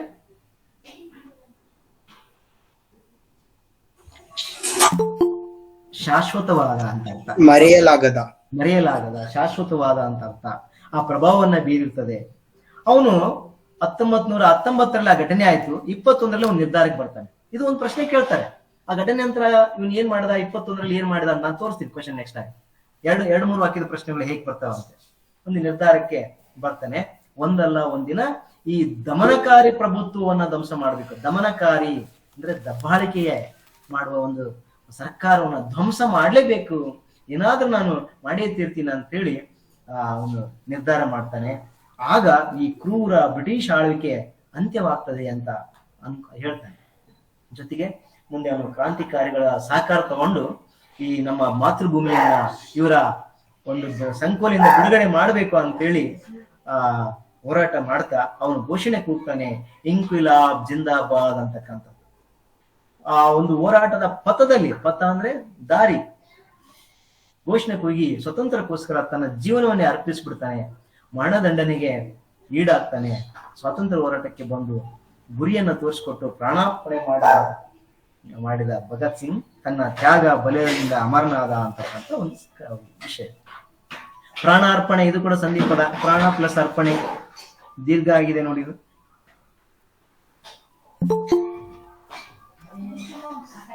ಸೊ ಇದನ್ನ ಈ ರೀತಿ ನೋಡ್ಕೊಂಡಾಗ ಯಾವ ರೀತಿಯ ಪ್ರಶ್ನೆಗಳನ್ನ ಕೇಳ್ತಾರೆ ಅಂತ ನೋಡಿದಾಗ ನಾವು ಇದರಲ್ಲಿ ಏನು ಕೇಳ್ಬೋದು ನೋಡಿ. ಇಲ್ಲಿದೆ ನೋಡಿ, ಬಾಲಕನ ತಂಗಿಗೆ ಆಶ್ಚರ್ಯವಾಗಲು ಕಾರಣ ಏನು? ಅವನ ಮುಖದಲ್ಲಿನ ಆತಂಕವನ್ನು ಕಂಡು, ಮುಖದಲ್ಲಿಂದ ಆನಂದವನ್ನು ಕಂಡು, ಗಾಂಭೀರ್ಯವನ್ನು ಕಂಡು, ಸಂಕೋಚವನ್ನು ಕಂಡು. ಮುಖದಲ್ಲಿನ ಗಾಂಭೀರ್ಯವನ್ನು ಕಂಡು. ವೆರಿ ಗುಡ್, ಗಾಂಭೀರ್ಯವನ್ನು ಕಂಡು ಅಂತಕ್ಕಂಥ. ಭಗತ್ ಸಿಂಗ್ ಏನನ್ನು ತನಗೆ ದೊರೆತ ಪಾರಿತೋಷಕ ಅನ್ನೋ ರೀತಿಯಲ್ಲಿ ತಿಳ್ಕೊಂಡಿದ್ದ. ಜಲಿಯನ್ ವಾಲ್ಬಾಗ್ ಘಟನೆ, ಊಟದ ಡಬ್ಬಿಯಲ್ಲಿ ತಂದ ಮಣ್ಣು, ನೇಣು ಹಾಕಿದ ಘಟನೆ, ಬಂಧಿಸಿದ ಘಟನೆಯನ್ನ. ಊಟದ ಡಬ್ಬಿಯಲ್ಲಿ ತಂದ ಮಣ್ಣು.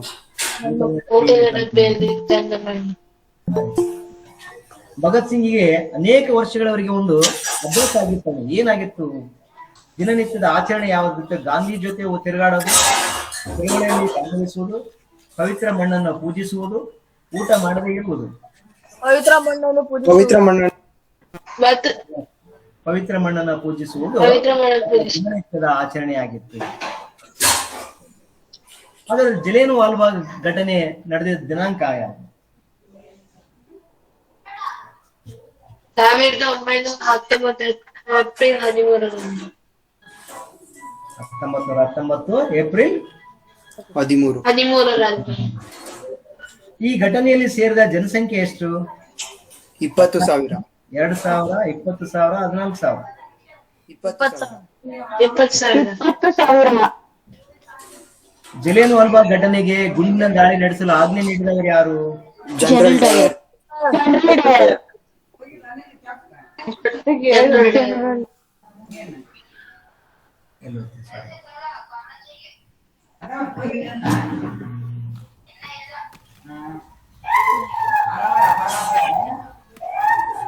General Dyer. Okay. Jallian Walabagh ಘಟನೆಯ ಸಭೆಯಲ್ಲಿ ಕೊಲ್ಲಲ್ಪಟ್ಟ ಜನರ ಸಂಖ್ಯೆ 400 ಜನ. ಗಾಯಗೊಂಡವರು 1200. 400, ಗಾಯಗೊಂಡವರು 1200 ಅಂತಕ್ಕಂಥದ್ದು. ಓಕೆ. ಹಾಗೆ ಭಂಗ ಭಗತ್ ಸಿಂಗ್ಗೆ ಯಾವ ರೀತಿಯ ಸಂಬಂಧವಿದೆ? ಭಂಗ ಅನ್ನೋದು ಅವನಿಗೆ ನೇಣು ಹಾಕಿದ ಸ್ಥಳನ, ಬಂಧಿಸಿದ ಸ್ಥಳನ, ಜನ್ಮಸ್ಥಳನ, ಪದವಿ ಪಡೆದ ಸ್ಥಳನ? ಜನ್ಮಸ್ಥಳ. ಧರ್ಮಸ್ಥಳ. ಯಾವ ಜಿಲ್ಲೆ? ಜನ್ಮಸ್ಥಳ. ಯಾವ ಜಿಲ್ಲೆ ಹೇಳಿ? ರಾಯಪುರ. ಪಂಜಾಬಿನ ರಾಯಪುರ ಜಿಲ್ಲೆ ಅಂತಕ್ಕಂಥದ್ದು. ಜಲಿಯನ್ ವಾಲ್ಬಾ ಘಟನೆ ಸುದ್ದಿ ಕೇಳಿ ಭಗತ್ ಸಿಂಗ್ ಏನಾಗಿದ್ದ? ಭಯಭೀತನಾಗಿದ್ದ, ದಿಗ್ಭ್ರಾಂತನಾದ, ನಿರ್ಲಿಪ್ತನಾದ, ಖಿನ್ನತೆಗೆ ಒಳಗಾದ? ದಿಗ್ಭ್ರಾಂತನಾದ. ಭಗತ್ ಸಿಂಗ್ ಜನಿಸಿದ್ದು September 28, September 18, 1907 September 1907 September 28. Okay, ಆಯ್ಕೆ ಎ ಸರಿ. ಸೆಪ್ಟೆಂಬರ್ 28, 1907ರಲ್ಲಿ. ಅಮೃತಸರದಲ್ಲಿ ಪರಿಸ್ಥಿತಿ ಯಾವ ರೀತಿ ಕೂಡಿತ್ತು? ಶಾಂತವಾಗಿತ್ತು, ಬಿಸಿಲಿನಿಂದ ಕೂಡಿತ್ತು, ಪ್ರಕ್ಷುಬ್ಧವಾಗಿತ್ತು, ಗಾಳಿಯಿಂದ ಕೂಡಿತ್ತು? ಅಕ್ಷುಬ್ಧವಾಗಿತ್ತು. ಪ್ರಕ್ಷುಬ್ಧವಾದ ಪರಿಸ್ಥಿತಿ ಇತ್ತು ಅಲ್ಲಿ. ಸೊ ಇಷ್ಟು ಆ ಪಾಠದಿಂದ ನಾವು ಅವುಗಳನ್ನ ಗುರುತಿಸ್ಲಿಕ್ಕೆ ಆಗ್ತದೆ. ಸೊ ಗಿರಿ ಸರ್. ಸರ್ ಹೇಳಿ. ಇಷ್ಟಿಲ್ಲ, ಇನ್ನು ಸ್ವಲ್ಪ ಪಾಸ್ ಮಾಡ್ಲಾ? ಮಾಡಿ, ಸ್ವಲ್ಪ ನೋಡಿ ಕವರ್ ಮಾಡಿ, ಇನ್ನೊಂದೆರಡು ಲೆಸನ್ಸ್ ಬ್ರೀಫ್ ಆಗಿ. Okay okay. ಇದೊಂದು ಆಯ್ತು ಅಂದ್ರೆ ಆಯ್ತು, ನಮಗೆ ನೆಕ್ಸ್ಟ್ ಬರೋದು ಆ ವಚನಗಳೊಂದಿದೆ. ರೈಟ್. ಓಕೆ ಓಕೆ, ಮಾಡಿ ಸರ್, ಮಾಡಿ. ಮಕ್ಕಳಿದ್ದಾರೆ, ಮಾಡಿ. ಅವರಿಗೆ ಒಂದು ರಿವಿಷನ್ ಆಗುತ್ತೆ, ಮಾಡಿ.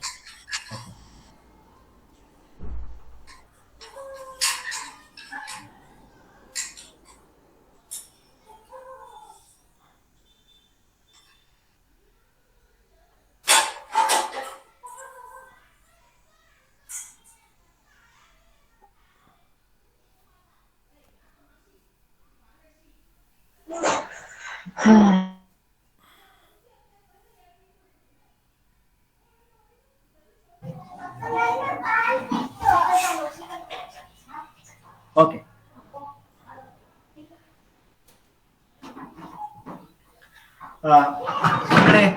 ನಿಮ್ಗೆ ಈ ಉದಾತ್ತ ಚಿಂತನೆಗಳಲ್ಲಿ ನಾವು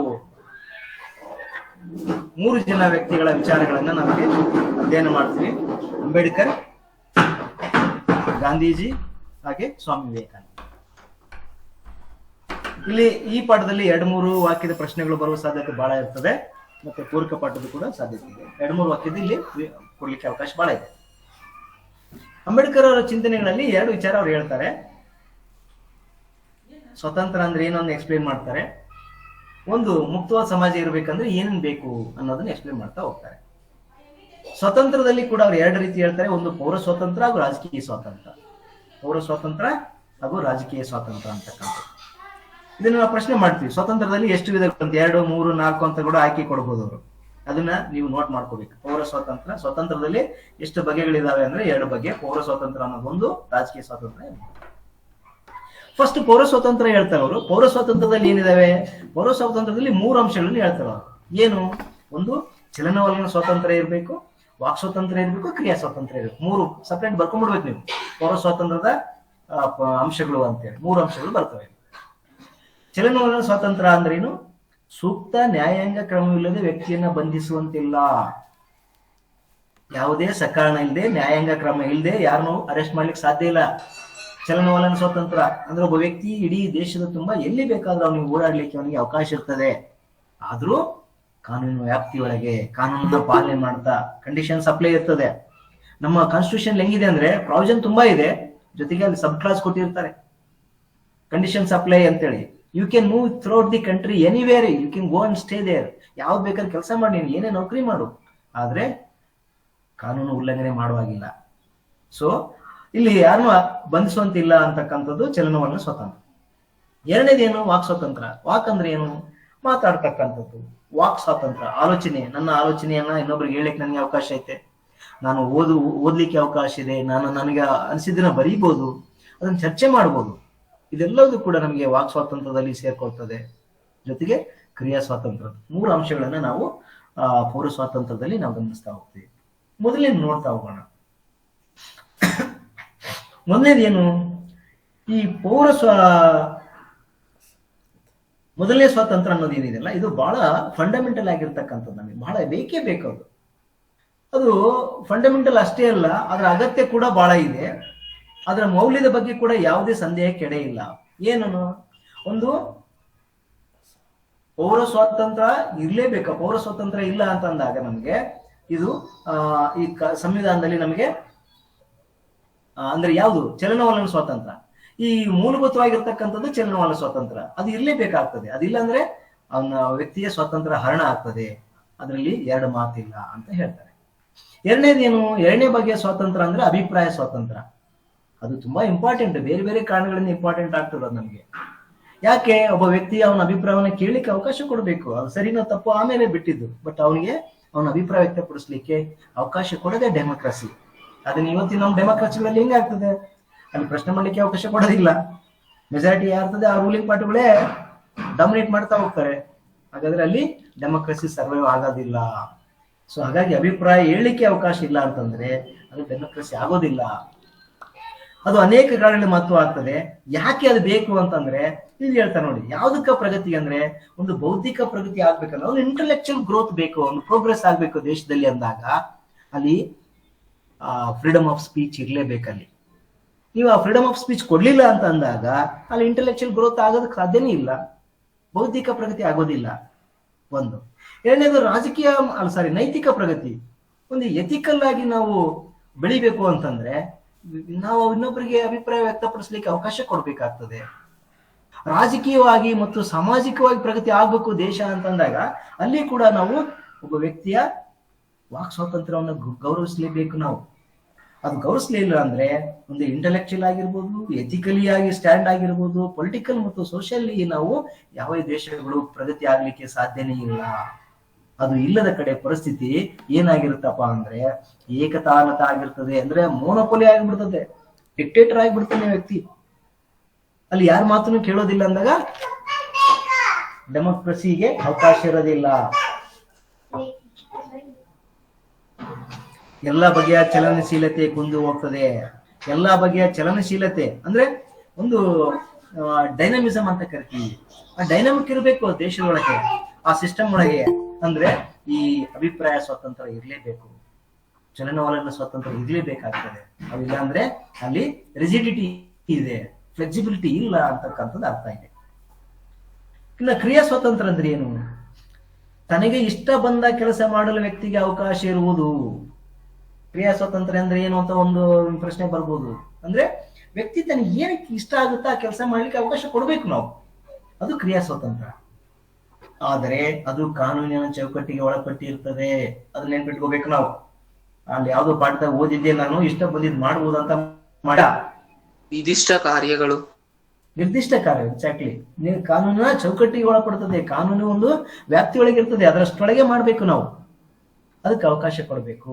ಅದು ಕೇವಲ ಔಪಚಾರಿಕ, ಸುಮ್ಮನೆ ಫಾರ್ಮಾಲಿಟೀಸ್ ಇರಬಾರ್ದು. ಅದು ಅಂದ್ರೆ ಬರೀ ಪೇಪರ್ನಲ್ಲಿ ಇದ್ರೆ ಅಲ್ಲ ಅದು.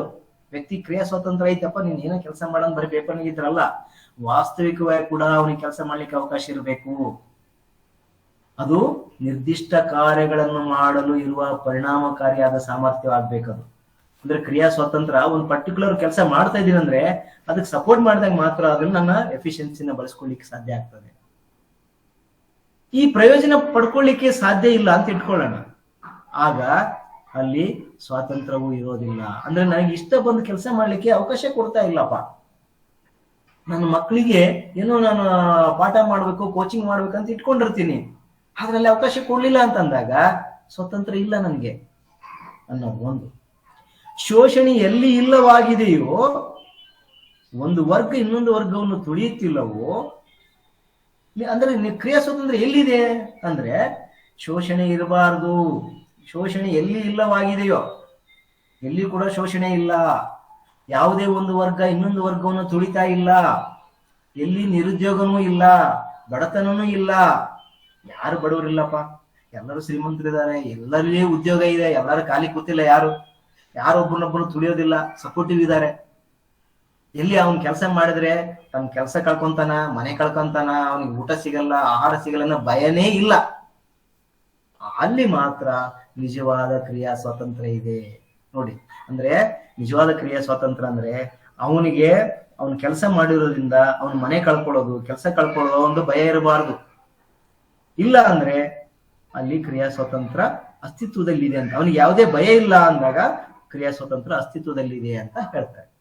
ಒಂದು ಪೌರ ಸ್ವಾತಂತ್ರ್ಯ ಮತ್ತು ಕ್ರಿಯಾ ಸ್ವಾತಂತ್ರ್ಯ ಅಂತ 2 ಪಾಯಿಂಟ್ ನೋಡಿದ್ವಿ. ಆ ಪೌರ ಸ್ವಾತಂತ್ರ್ಯದಲ್ಲಿ ನಾವು 3 ಅಂಶಗಳನ್ನು ನೋಡಿದ್ವಿ. ಒಂದು ಚಲನವಲನ ಸ್ವಾತಂತ್ರ್ಯ, ವಾಕ್ ಸ್ವಾತಂತ್ರ್ಯ, ಕ್ರಿಯಾ ಸ್ವಾತಂತ್ರ್ಯ. ಇನ್ನು ಉಳಿದಿದ್ದು ಯಾವ್ದಪ್ಪ ಅಂದ್ರೆ ರಾಜಕೀಯ ಸ್ವಾತಂತ್ರ್ಯ. ಹಾಗಾದ್ರೆ ರಾಜಕೀಯ ಸ್ವಾತಂತ್ರ್ಯ ಅಂದ್ರೆ ಏನು? ವ್ಯಕ್ತಿಗೆ ಶಾಸನಗಳನ್ನ ರಚಿಸುವುದರಲ್ಲಿ, ಸರ್ಕಾರಗಳನ್ನ ಸ್ಥಾಪನೆ ಮಾಡುವುದರಲ್ಲಿ, ಸರ್ಕಾರಗಳನ್ನ ವಿಸರ್ಜನೆ ಮಾಡುವುದರಲ್ಲಿ ನಮಗೊಂದು ಪಾಲು ಕೊಡಿ ಅಂತ ಒಂದು ಹಕ್ಕಿದೆ ಅಲ್ಲ, ಅಲ್ಲಿ ರಾಜಕೀಯ ಸ್ವಾತಂತ್ರ್ಯ ಇರ್ತದೆ. ಇದೇ ಪ್ರೆಸೆಂಟ್ ನಾವು ಸರ್ಕಾರಗಳ ರಚನೆ ಮಾಡ್ತಾ ಇದ್ದೀವಿ. ಸರ್ಕಾರಗಳ ವಿಸರ್ಜನೆ ಅವಕಾಶ ಇಲ್ಲ ಬಿಡಿ. ನಾವು ಯಾರೋ ಒಬ್ಬರಿಗೆ ಹಾಕ್ಬಿಟ್ಟಿರ್ತೀವಿ ಓಟ್, ಅವ್ನು ಒಳ್ಳೆನೋ ಕೆಟ್ಟನೋ ಹಾಕ್ಬಿಟ್ಟಿರ್ತೀವಿ. ಅವ್ನು ಒಳ್ಳೆನಲ್ಲ ಅಂದ್ರೆ ಕೂಡ ಅವ್ನು ವಾಪಸ್ ಕಳಿಸ್ಲಿಕ್ಕೆ ನಮಗೆ ಅವಕಾಶ ಇಲ್ಲ. ಆದ್ರೆ ನಮ್ಮ ಜನಪ್ರತಿನಿಧಿ ಅವನು ಅಲ್ಲಿ ಬೆಂಬಲವನ್ನು ವಾಪಸ್ ತಗೊಳ್ಬಹುದು. ನಾವು ಆಯ್ಕೆ ಮಾಡುವ ಶಾಸಕ ಸರ್ಕಾರವನ್ನ ವಿಸರ್ಜನೆ ಮಾಡ್ಲಿಕ್ಕೆ ಆತ ಹಕ್ಕಿರ್ತದೆ, ನಮ್ಮ ಪ್ರತಿನಿಧಿಯಾಗಿ ಇರೋದ್ರಿಂದ. ಹಾಗಾದ್ರೆ ಸರ್ಕಾರ ಇರೋದು ಎದಕ್ಕೆ? ಜನರಿಗೆ ಜೀವನ, ಸ್ವಾತಂತ್ರ್ಯ, ಸಂತೋಷಾನ್ವೇಷಣೆಗಳನ್ನ ಒದಗಿಸಿ ಕೊಡುವ ಸಲುವಾಗಿ. ನಮಗೆ ಜೀವನ ಮಾಡ್ಲಿಕ್ಕೆ ಅನುಕೂಲ ಮಾಡಿಕೊಡ್ಬೇಕು, ನಾವು ಸ್ವತಂತ್ರವಾಗಿ ಓಡಾಡ್ಲಿಕ್ಕೆ ಅವಕಾಶ ಮಾಡಿಕೊಡ್ಬೇಕು, ಮತ್ತೆ ನಾವು ಸಂತೋಷವಾಗಿ ಬದುಕಲಿಕ್ಕೆ ಅವಕಾಶ ಮಾಡಿಕೊಡ್ಬೇಕು.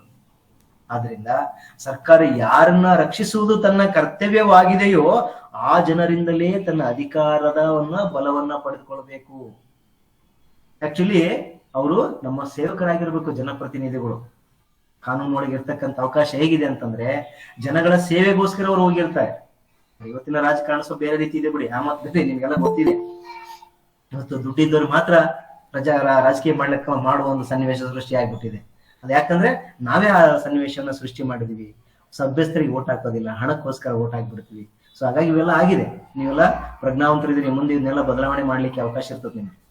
ಸಜ್ಜನರಿಗೆ ಮಾತ್ರ ಓಟ್ ಹಾಕ್ಲಿಕ್ಕೆ ಹಣ ತಗೊಳ್ಳಾರ್ದಂಗೆ ನಮ್ ಜಾತಿ ನಮ್ ಧರ್ಮ ನೋಡ್ದೇನೆ ಯಾರು ಕೆಲಸ ಮಾಡ್ತಾರೆ ಅವರಿಗೆ ಅವಕಾಶ ಕೊಟ್ಟಾಗ ನಿಜವಾದ ಪ್ರಜಾಪ್ರಭುತ್ವ ಉಳಿತದೆ. ಇಲ್ಲ ಅಂದ್ರೆ ಸಜ್ಜಸ್ತರು ಕೆಲಸ ಮಾಡುವವರು ಬರ್ಲಿಕ್ಕೆ ಅವಕಾಶ ಸಿಗೋದಿಲ್ಲ. ಆಳಲ್ಪಡುವವರ ಸಮ್ಮತಿಯಿಂದಲೇ ಸರ್ಕಾರದ ಅಸ್ತಿತ್ವ. ಆಳಲ್ಪಡುವವರ ಸಮ್ಮತಿ, ಅಧಿಕಾರ ಮತ್ತು ಶಕ್ತಿ ಎಂದು ಹೇಳಿದಾಗ ಇರುವ ಅರ್ಥ ಇದೆ. ಅಂದ್ರೆ ಅವ್ರ ಸಮ್ಮತಿಯಿಂದ ಸರ್ಕಾರದ ಅಸ್ತಿತ್ವ ಐತೆ, ಅವ್ರಿಗೆ ಅಧಿಕಾರ ಐತೆ ಅಂತ ಹೇಳ್ತಾರಲ್ಲ, ಅದೇ ನಿಜವಾದ ಅರ್ಥ. ಇದು ವಾಸ್ತವಿಕವಾಗಿ ರಾಜಕೀಯ ಸ್ವಾತಂತ್ರ್ಯ ಎನ್ನುವುದು ಮಾನವನ ವ್ಯಕ್ತಿತ್ವ ಮತ್ತು ಸಮಾನತೆಗಳ ತತ್ವದಿಂದ ಅನುಗಮನ ಮಾಡಿದ ತತ್ವವೇ ಸರಿ. ಇದನ್ನು ಪ್ರಶ್ನೆ ಕೇಳಿದ್ದಾರೆ. ಇದು ಯಾವ್ದೋ ಎಕ್ಸಾಮ್ ಅಲ್ಲಿ ನೋಡಿದೆ ನಾನು, MCQ ನಲ್ಲಿ ಕೇಳಿದ್ದಾರೆ. ವಾಸ್ತವವಾಗಿ ರಾಜಕೀಯ ಸ್ವಾತಂತ್ರ್ಯ ಎನ್ನುವುದು ಮಾನವ ವ್ಯಕ್ತಿತ್ವ ಸಮಾನತೆಗಳ ಡ್ಯಾಶ್ ತತ್ವದಿಂದ ಮಾಡಿದ ತತ್ವವೇ ಸರಿ ಅಂತ ಕೇಳಿದ್ದಾರೆ. ಅನುಗಮನ, ನಿಗಮನ ಈ ರೀತಿ ಕೇಳಿದ್ದಾರೆ. ಈ ರೀತಿ ನಾವು ಕ್ವಶನ್ ಫ್ರೇಮ್ ಮಾಡ್ತಾ ಹೋಗ್ತಾರೆ ಮಕ್ಕಳೇ, ಅದನ್ನ ಗಮನಿಸ್ಬೇಕು. ಯಾಕೆಂದ್ರೆ ರಾಜಕೀಯವಾದ ಸಮಸ್ತ ಅಧಿಕಾರ ಯಾರಿಂದ ಬರ್ತದೆ ಅಂದ್ರೆ ಜನತೆಯಿಂದ ಬರ್ತದೆ. ತಮ್ಮ ಸಾರ್ವಜನಿಕವಾದ ಮತ್ತು ಖಾಸಗಿಯಾದ ಜೀವನವನ್ನ ನಿರ್ದೇಶಿಸುವ, ನಿಯಂತ್ರಿಸುವ ಸಾಮರ್ಥ್ಯವನ್ನು ಅವರು ತಾವೇ ಹೊಂದಿರುತ್ತಾರೆ ಹೊರತು ಬೇರೆ ಯಾರು ಅಲ್ಲ.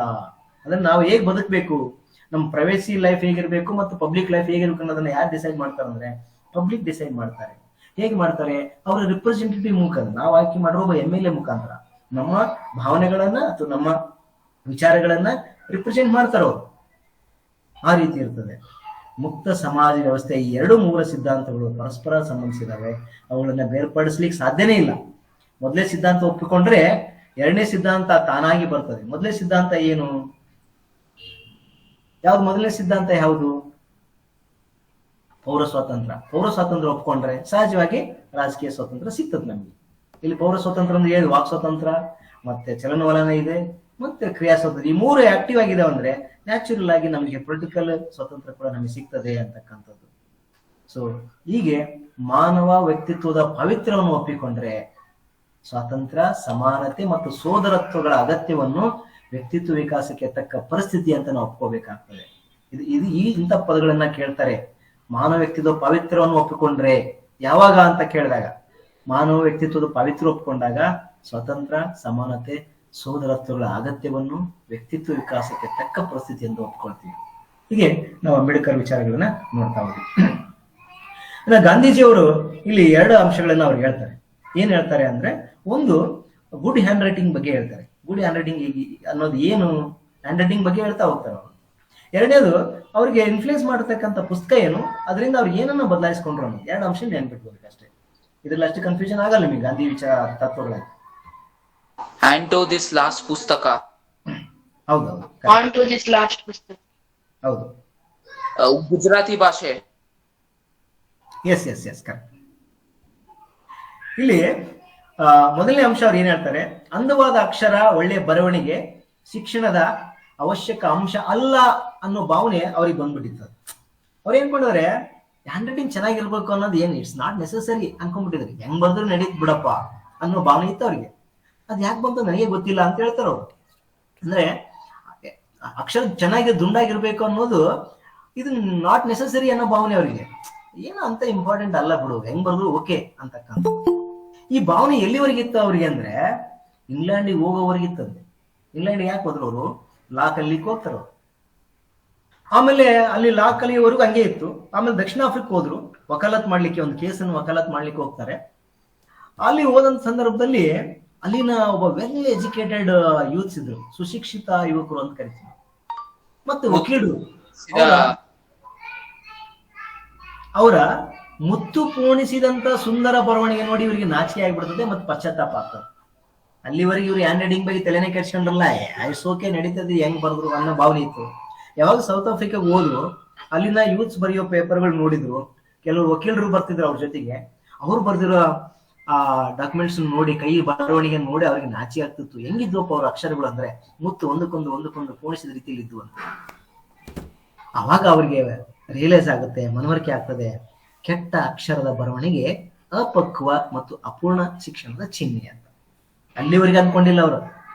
ಏನು ಅದು ಕೆಟ್ಟ ಅಕ್ಷರದ ಬರವಣಿಗೆ ಐತಂದ್ರೆ ಅದು ಒಂದು ಅಪಕ್ವ ಎಜುಕೇಶನ್. ಅದು it's a sign of immature education. ಪಕ್ವತೆ ಇಲ್ಲ ಅಲ್ಲಿ. ಮತ್ತೆ ಅಪೂರ್ಣ, ಕಂಪ್ಲೀಟ್ ಇಲ್ಲ. ನಾವು ಅರ್ಧಮರ್ಧ ಕಲ್ತೀವಿ ಅಂತ ಅರ್ಥ. ಯಾರು ಅಕ್ಷರಗಳನ್ನ ಸರಿಯಾಗಿ ಬರೆಯೋದಿಲ್ವೋ ಅದು ಅಲ್ಲಿ ಅವನಲ್ಲಿ ಮೆಚುರಿಟಿ ಇಲ್ಲ, ಸರಿಯಾಗಿ ಅವನ ಶಿಕ್ಷಣ ಆಗಿಲ್ಲ ಅಂತ ಅವ್ರು ಅರ್ಥ ಮಾಡ್ಕೊಳ್ತಾರೆ. ಬಟ್ ಒಂದೊಂದ್ಸರಿ ಸೈನ್ಸ್ ಏನ್ ಹೇಳ್ತಾನೆ, ಅಕ್ಷರಗಳು ಸ್ವಲ್ಪ ಅಕ್ಷರಗಳು ಈ ರೀತಿ ಇರ್ಲಿಕ್ಕೆ ಕಾರಣ ಏನಪ್ಪಾ ಅಂತ ಅಂದ್ರೆ,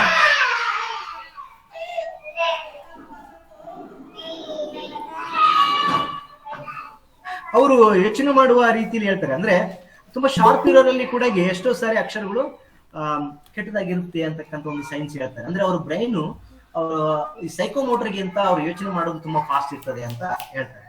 ಹಂಗಂತ ನಾವು ಕೆಟ್ಟ ಅಕ್ಷರ ಯಾರಿರ್ತಾರ ಅದನ್ನ ಸಮರ್ಥನೆ ಬಳಸ್ಕೋಬಹುದು. ಬಟ್ ಅಕ್ಷರ ದುಂಡಾಗಿದ್ದಷ್ಟು ಅದು ತುಂಬಾ ಚೆನ್ನಾಗಿರ್ತದೆ ಅನ್ನೋದನ್ನ ಇಲ್ಲಿ ಹೇಳ್ತಾರೆ.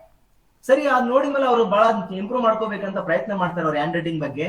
ಆಗದೇ ಇಲ್ಲ. ಅದಕ್ಕೆ ಅವ್ರು ಒಂದು ಎಕ್ಸಾಂಪಲ್ ಕೊಡ್ತಾರೆ. ಸುಟ್ಟು ಮಡಿಕೆಗೆ ಹಸಿ ಮಣ್ಣು ಮೆತ್ತಲಿಕ್ಕೆ ಆಗ್ತದೇನು?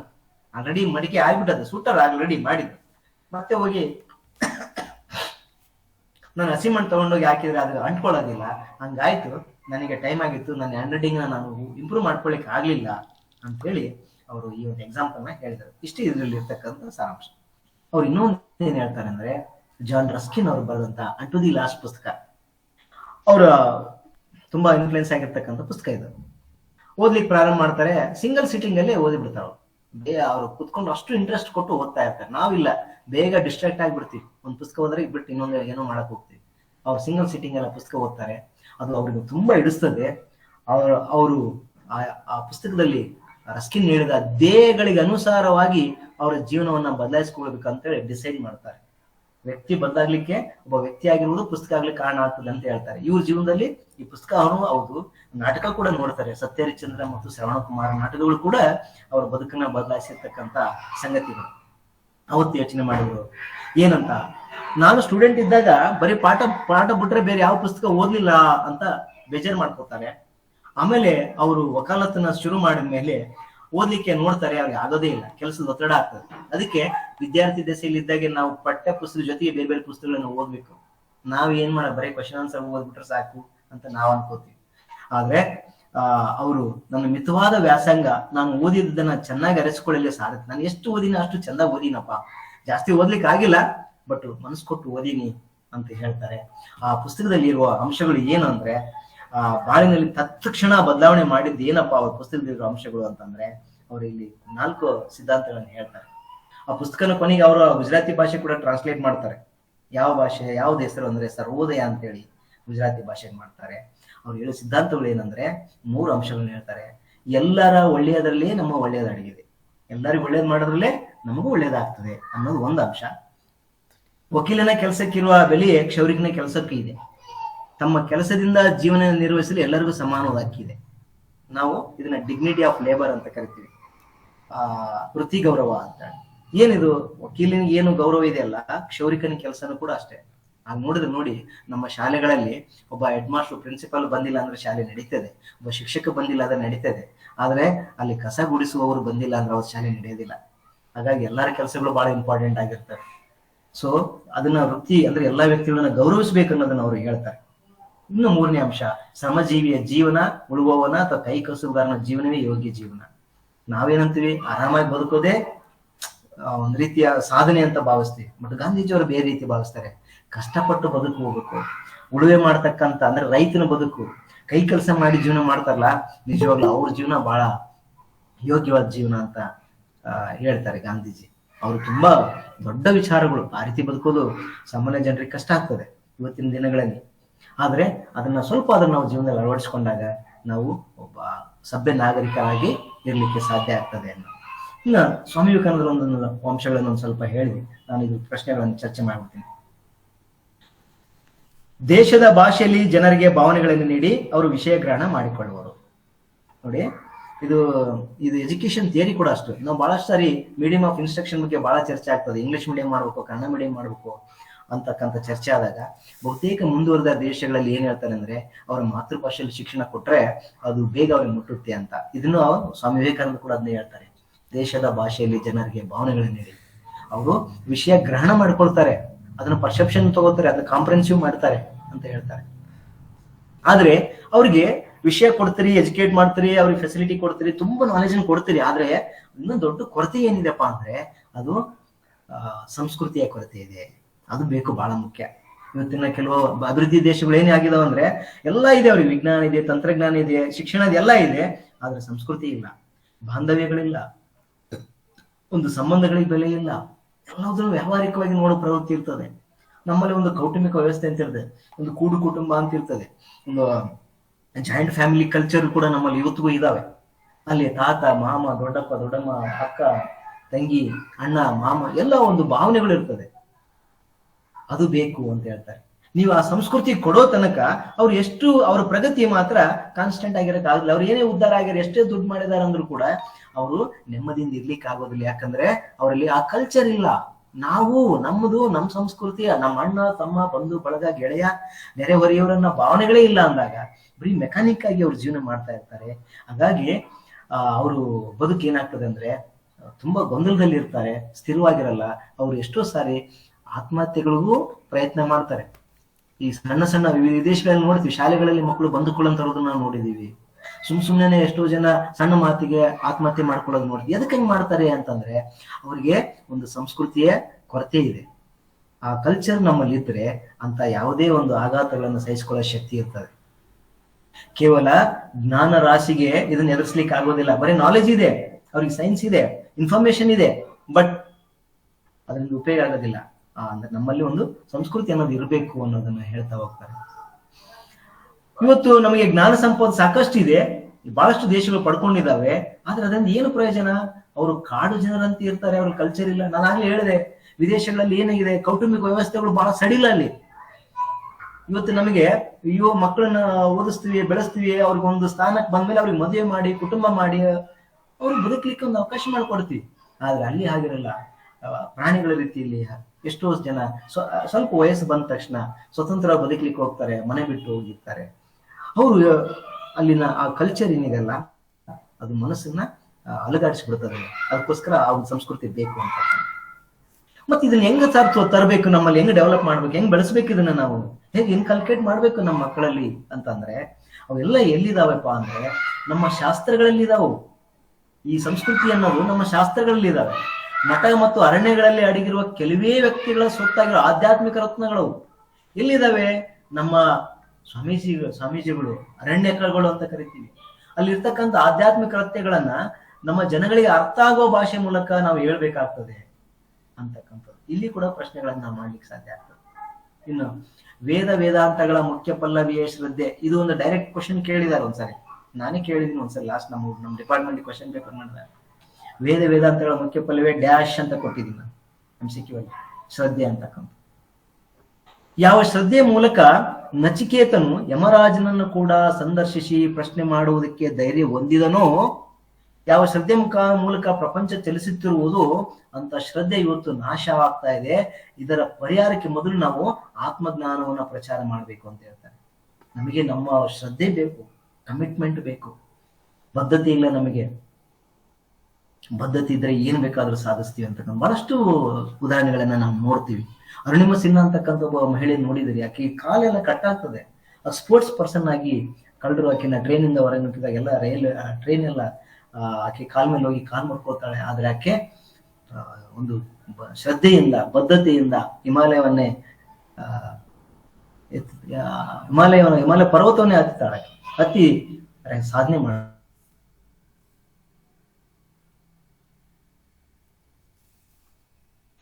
ನೀವು ಯಾರು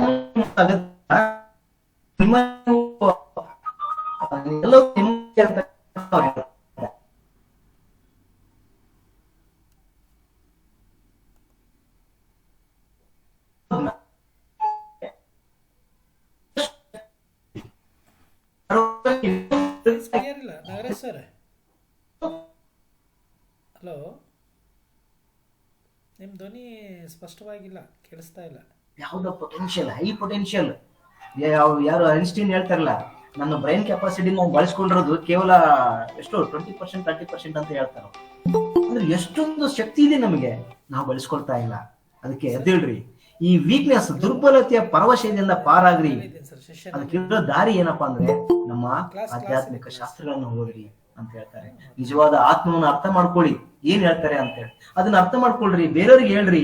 ಯಾರು ಇನ್ನು ಲೇಜಿ ಆಗಿದ್ದಾರೆ, ಯಾರು ಇನ್ನು ಮಕ್ಕೊಂಡಿದ್ದಾರೆ, ಅವ್ರನ್ನ ಎಬ್ಬಿಸ್ರಿ, ಅವರು ಜಾಗೃತರಾಗ್ಲಿ, ದುಡಿರಿ, ಹೊರಗೆ ಬರ್ರಿ. ಜಗತ್ತು ನಮಗೋಸ್ಕರ ಇದೆ ಅನ್ನೋದನ್ನ ನೀವು ಅರ್ಥ ಮಾಡ್ಕೊಳ್ಳಿ ಅಂತ ಹೇಳ್ತಾ, ಈಗ ನಿದ್ರಿಸುತ್ತಿರುವ ಜೀವ ಜಾಗೃತವಾಗಿ ಕಾರ್ಯೋನ್ಮುಖವಾಗುವಾಗ ಅವನಿಗೆ ಎಲ್ಲಾ ಕಲ್ಯಾಣ ಗುಣಗಳು ಬರ್ತವೆ. ಇಲ್ಲಿ ಕೂಡ ಕ್ವಶನ್ ಮಾಡ್ಬಿಡ್ತೀವಿ ನಾವು, ಕಲ್ಯಾಣಗಳು ಯಾವಾಗ ಬರ್ತವೆ ಅಂದ್ರೆ ಜೀವ ಜಾಗೃತವಾಗಿ ಕಾರ್ಯೋನ್ಮುಖನಾದಾಗ. ಹೆಂಗೆ ಕೆಲಸ ಮಾಡ್ಬೇಕು ನಾವು ಅಂತ ಹೇಳ್ತಾರೆ ಅವರು. ನಿಮ್ಮ ದೇಶದ ಮತ್ತು ಇಡೀ ಜಗತ್ತಿನ ಕಲ್ಯಾಣ ನಿಮ್ಮ ಮೇಲೆ ಐತೆ ಅನ್ಕೋಬೇಕು. ನೀವು ಡಿಪೆಂಡ್ ಆಗಿರಪ್ಪ, ಇಡೀ ದೇಶದ ಜವಾಬ್ದಾರಿ ನನ್ನ ಮೇಲೆ ಐತೆ, ಇಡೀ ಪ್ರಪಂಚದ ಜವಾಬ್ದಾರಿ ನನ್ನ ಮೇಲೆ ಐತೆ ಅನ್ನೋ ರೀತಿ ಕೆಲಸ ಮಾಡಿ ಅಂತ ಎಂತ ದೊಡ್ಡ ಚಿಂತನೆ ಮಾರಾಯ. ನಾವು ದೇಶಕ್ಕೋಸ್ಕರ, ದೇಶದ ಬಗ್ಗೆ, ಪ್ರಪಂಚದ ಬಗ್ಗೆ ಬೇಡ, ಇಡೀ ನಮ್ಮ ಕುಟುಂಬ ನಮ್ಮ ಮೇಲೆ ನಿಂತ್ಕೊಂಡಂತ ಕೆಲಸ ಮಾಡಿದ್ರೆ ಸಾಕು, ಎಷ್ಟೋ ಉದ್ಧಾರ ಆಗ್ತೀವಿ ನಾವು. ನಮ್ಮ ತಂದೆ ತಾಯಿ ನಮ್ಮ ಮೇಲೆ ಡಿಪೆಂಡ್ ಇದ್ದಾರೆ ಅಂತಕ್ಕಂಥ ಭಾವನೆ ಮಾಡಿದ್ರೆ ಸಾಕು, ನಾವು ಎಷ್ಟೋ ಸಾಧನೆಯನ್ನು ಮಾಡ್ಲಿಕ್ಕೆ ಸಾಧ್ಯ ಆಗ್ತದೆ. ವೇದಾಂತದ ಸಂದೇಶವನ್ನ ಪ್ರತಿ ಮನೆಗೂ ಸಾರಿ ಅಂತ ಹೇಳ್ತಾರ. ಪ್ರತಿಯೊಂದು ಆತ್ಮದಲ್ಲಿರುವ ಸುಪ್ತ ಪಾವಿತ್ರ, ಸುಪ್ತ ಅಂದ್ರೆ ಒಳಗಡೆ ಇರ್ತಕ್ಕಂಥ ಇನ್ನೇಟ್ ಆಗಿರ್ತಕ್ಕಂಥ ಅದನ್ನ ಜಾಗೃತ ಮಾಡ್ರಿ. ಎಲ್ಲರಲ್ಲೂ ಶಕ್ತಿ ಇದೆ. ನಮ್ಮ ಯೂತ್ಸ್ ಇವತ್ತು ಅದನ್ನ ಅರ್ಥನೇ ಮಾಡ್ಕೊಳ್ಳೋದಿಲ್ಲ. ಎಲ್ಲರೂ ಸುಮ್ಮನೆ ಟೈಮ್ ವೇಸ್ಟ್ ಮಾಡ್ತಾ ಇದ್ದಾರೆ. ಯಾವ್ದೋ ರೀಲ್ಸ್ ಮಾಡಿದೆ, ಯಾವ್ದೋ ಶಾರ್ಟ್ಸ್ ಮಾಡಿದೆ ಅಂತ ಹೇಳಿ ಅಲ್ಲೇ ಕರಿತಾ ಇದ್ದಾರೆ. ಬೇರೆ ಮಕ್ಕಳು ಎಲ್ಲೋ ಹೊಸ ಇನ್ವೆನ್ಷನ್ ಮಾಡ್ತಾ ಇದ್ದಾರೆ, ಸೈನ್ಸ್ ಇನ್ನೋವೇಷನ್ಸ್ ಮಾಡ್ತಾ ಇದ್ದಾರೆ ಕೆಲವು ಮಕ್ಕಳು ಸುಮ್ಮನೆ ಮೊಬೈಲ್ ಅಲ್ಲಿ ಕಾಲಹರಣ ಮಾಡ್ತಾ ಇದ್ದಾರೆ. ಅದಕ್ಕೆ ಅದನ್ನ ನಾವು ರಿಯಲೈಸ್ ಮೇಸ್ಟ್ರುಗಳಾದಂಥವ್ರು, ಪೋಷಕರಾದಂಥವ್ರು ಇದನ್ನ ತಿಳಿಸಿ ಹೇಳ್ಬೇಕಾಗಿದೆ ಅನ್ನೋದನ್ನ ಹೇಳ್ತಾರೆ. ಎಷ್ಟೇ ಅಲ್ಪವಾದರೂ ಸಾಧಿಸಿದ್ರು ನೀವು ಒಂದು ಒಳ್ಳೆ ಕೆಲಸಕ್ಕೋಸ್ಕರ ನಾ ದುಡಿದೀನಿ ಅನ್ನೋ ಒಂದು ತೃಪ್ತಿ ಆದ್ರೂ ಸಿಗ್ತದೆ. ಎಷ್ಟೇ ಸಣ್ಣ ಅಚೀವ್ಮೆಂಟ್ ಮಾಡಿ, ಏನೋ ಒಳ್ಳೇದು ಮಾಡಿನಪ್ಪ ಸಾಕು, ನಾನು ಪ್ರಪಂಚ ಸೊಸೈಟಿಗೆ ಏನೋ ಒಂದು ಸಣ್ಣ ಕೆಲಸ ಮಾಡೀನಿ ಅನ್ನೋ ಖುಷಿ ಇರ್ತದೆ ಅನ್ನೋ. ಈ ಆತ್ಮದ ಅನಂತ ಶಕ್ತಿಯನ್ನ ಭೌತಿಕ ಪ್ರಪಂಚದ ಮೇಲೆ ಬೀರಿದ್ರೆ ನೋಡಿ, ನಿಮ್ಮಲ್ಲಿ ಆ ಪವರ್ ಇದೆಯಲ್ಲ, ಅದನ್ನ ನೀವು ಭೌತಿಕ ಪ್ರಪಂಚ ಬೇರೆ ಅದ್ರ ಮೇಲೆ ಹಾಕೊಂಡ್ರೆ, ಅದನ್ನಕ್ಕೋಸ್ಕರ ನೀವು ಬಳಸ್ಕೊಂಡ್ರೆ ಭೌತಿಕ ಬೆಳವಣಿಗೆ ಆಗ್ತದೆ. ಅಂದ್ರೆ ನೀವು ಒಂದು ಫಿಸಿಕ್ ಇಂಪ್ರೂವ್ ಮಾಡ್ಕೋಬೇಕಂತ ಫಿಸಿಕ್ಗೋಸ್ಕರ ವರ್ಕೌಟ್ ಮಾಡ್ತೀರಿ ಅಂತ ಇಟ್ಕೊಳ್ಳಿ, ನಿಮ್ ಪವರ್ನೆಲ್ಲ ಬಳಸ್ಕೊಳ್ತೀರಿ, ಗುಡ್ ಫಿಸಿಕ್ ತಗೊಂತೀರಿ, ನೀವು ಒಳ್ಳೆ ಬಾಡಿ ಬಿಲ್ಡರ್ ಆಗ್ಬೋದು, ಅಥವಾ ಅಟ್ರಾಕ್ಟಿವ್ ಪರ್ಸನಾಲಿಟಿ ತಗೋಬಹುದು. ಅದೇ ನೀವು ಪವರ್ನ ನೀವು ನಿಮ್ಮ ಆಲೋಚನೆ ಮೇಲೆ ಬಳಸ್ಕೊಂಡ್ರೆ ನಮ್ಮ ಬುದ್ಧಿ ತನ್ನ ಪರಾಕಾಷ್ಠೆಯನ್ನು ಮುಟ್ಬೋದು. ಅಂದ್ರೆ ನಮ್ಮ ಎನರ್ಜಿ ನಾವು ಯಾವ್ದಕ್ಕೆ ಬಳಸ್ತೀವಿ ಅನ್ನೋದು ಹೇಳ್ತಾ ಇದ್ದಾರೆ. ಎನರ್ಜಿನ ನೀವು ಯಾವ್ದಕ್ಕೂ ಬಳಸ್ಬೋದು. ಯೋಚನೆ ಮಾಡಕ್ ಬಳಸಿದ್ರೆ ನಾವು ಬುದ್ಧಿ ಒಳಗೆ ಅತ್ಯಂತ ಪರಾಕಾಷ್ಠೆ ಅಂದ್ರೆ ಉನ್ನತ ಸ್ಥಾನವನ್ನು ತಗೊಳ್ತೀವಿ. ಒಂದು ಮೇಲೆ ಇದೇ ಆತ್ಮದ ಜ್ಞಾನ ಅರ್ಥ ಮಾಡ್ಕೊಳ್ಳೋದನ್ನ ನಮ್ಮ ಮೇಲೆ ನಾವು ಬೀರಿಕೊಂಡ್ರೆ, ಅಂದ್ರೆ ನಾವು ಇಂಟ್ರಾಸ್ಪೆಕ್ಟ್ ಮಾಡ್ಕೊಂಡ್ರೆ, ಆತ್ಮಾವಲೋಕನ ಮಾಡ್ಕೊಂಡ್ರೆ ನಾವ್ ಏನಾಗ್ತೀವಿ ಅಂದ್ರೆ ಮನುಷ್ಯ ದೇವನಾಗ್ತಾನೆ. ಮನುಷ್ಯನೇ ದೇವನಾಗ್ತಾನೆ ಅಂತ ಹೇಳ್ತಾರೆ ಅವರು. ಯಾವಾಗ ನೀವು ನಿಮ್ಮ ಮೇಲೆ ಅರ್ಥ ಮಾಡ್ಕೋಬೇಕು, ಆತ್ಮದ ಅನಂತ ಶಕ್ತಿಯನ್ನ ನಮ್ಮ ಮೇಲೆ ನಾವು ಅಪ್ಲೈ ಮಾಡ್ಕೊಂಡಾಗ ಮನುಷ್ಯ ದೇವರಾಗ್ತಾನೆ. ಈ ತರ ಬಹಳ ಜನ ಸಾಧಕರಿದ್ದಾರೆ. ಈಗ ಡಾಕ್ಟರ್ APJ ಅಬ್ದುಲ್ ಕಲಾಂ ಅವರು ನಿಮ್ಮಾಗೆ ಮಾನವರು, ಡಾಕ್ಟರ್ ಶಿವಕುಮಾರ ಸ್ವಾಮೀಜಿ ಅವರು ಮಾನವರು. ಆದ್ರೂ ಎಂತ ಸ್ಥಾನವನ್ನ ಪಡ್ಕೊಂಡ್ರು ಅವರು ಅಂದ್ರೆ ಅವರು ಅವ್ರ ಮೇಲೆ ಅಪ್ಲೈ ಮಾಡ್ಕೊಂಡ್ರು, ಅವ್ರ ಎನರ್ಜಿನ ಅವರು ಸರಿಯಾಗಿ ಬಳಸ್ಕೊಂಡ್ರು ಅವರು. ಹಾಗಾಗಿ ದೇವರ ಮಾನವ ಆಗ್ಬಿಟ್ರು ಅವರೆಲ್ಲ. ಸೊ ನಾವೆಲ್ಲರೂ ಕೂಡ ದೇವರಾಗೋಣ, ನಮ್ಮೆಲ್ಲರೂ ಕೂಡ ಶಕ್ತಿ ಇದೆ, ಪವರ್ ಇದೆ, ಎದ್ದೇಳ್ರಿ ಅಂತ ಹೇಳ್ತಾ ಆರ್ಯ ಮಾತೆಯ ಪುತ್ರ ಎದ್ದೇಳ್ರಿ, ಸೋಮಾರಿಗಳಾಗ್ಬೇಡಿ, ಗುರಿ ಇರುವವರಿಗೆ ಹೋಗಿ ಅಂತ ಹೇಳಿ ಹೇಳ್ತಾ ಹೋಗ್ತಾರೆ. ಈ ಒಂದು ಪಾಠದ ಪ್ರಶ್ನೆಗಳನ್ನ ನಾವು ಯಾವ ರೀತಿ ಕೇಳ್ತಾರೆ ಅಂತ ನೋಡಿದ್ರೆ, ಸೊ ಇಲ್ಲಿ ಪ್ರಶ್ನೆಗಳು ಕಾಣಿಸ್ತಾ ಇದೆ, ಉತ್ತರ ಹೇಳ್ತಾ ಹೋಗಿ. ಎಸ್,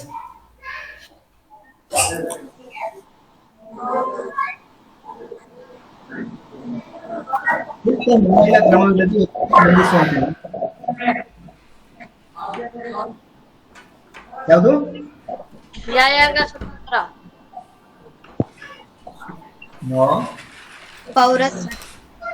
ಎಸ್, ಪೌರ ಸ್ವಾತಂತ್ರ್ಯದಲ್ಲಿ ಬರ್ತದೆ. ಸೂಕ್ತ ನ್ಯಾಯಾಂಗ ಕ್ರಮವಿಲ್ಲದೆ ಬದುಕಂಗೆ ಅವನ್ನ ಅರೆಸ್ಟ್ ಮಾಡಕ್ ಬರೋದಿಲ್ಲ.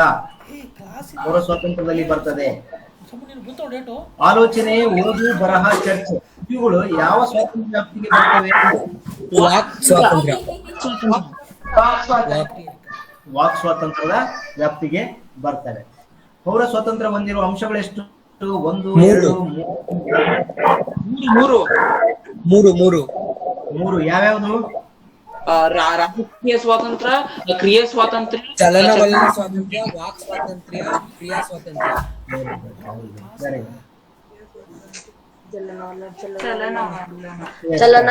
ಮುಂದಿನ ಪ್ರಶ್ನೆ ನೋಡಿ. ಬೌದ್ಧಿಕ, ನೈತಿಕ, ರಾಜಕೀಯ ಮತ್ತು ಸಾಮಾಜಿಕ ಪ್ರಗತಿಗೆ ಅಗತ್ಯವಾಗಿರುವುದು ಯಾವುದು?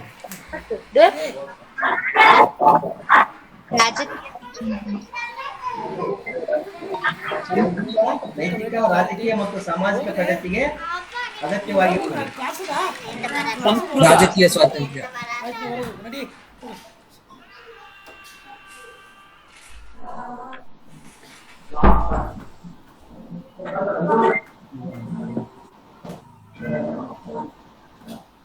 ಯಾವುದು? ರಾಜಕೀಯ ಸ್ವಾತಂತ್ರ್ಯ. ಅಭಿಪ್ರಾಯ ಸ್ವಾತಂತ್ರ್ಯ. ಬೌದ್ಧಿಕ, ನೈತಿಕ, ರಾಜಕೀಯ ಪ್ರಗತಿಗೆ ಬೇಕಾಗಿರೋದು ಅಭಿಪ್ರಾಯ ಸ್ವಾತಂತ್ರ್ಯ.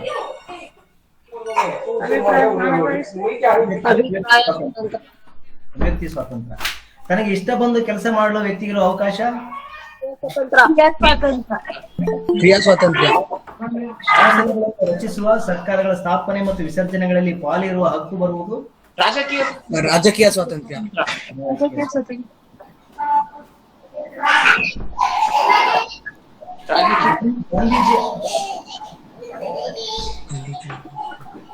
ಗಾಂಧೀಜಿಯವರು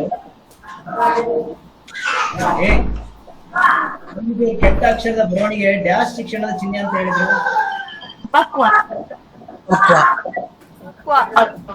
ಕೆಟ್ಟ ಬರವಣಿಗೆ. ಆನ್ ಟು ದಿಸ್ ಲಾಸ್ ಕೃತಿಯ ಲೇಖಕರು ಯಾರು? John Ruskin. ಗಾಂಧೀಜಿ ಸರ್ವೋದಯ ಎಂದು ಅನುವಾದಿಸಿದ ಕೃತಿಯ ಮೂಲ ಲೇಖಕರು ಟಾಲ್ಸ್ಟಾಯ್, ರಸ್ಕಿನ್.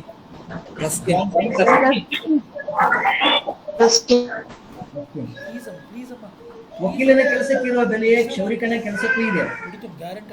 ಯಾವ ಕೃತಿಯಲ್ಲಿ ಬಂದಿದೆ? ಅಂಟು ದಿ ಲಾಸ್ಟ್ ಪುಸ್ತಕ.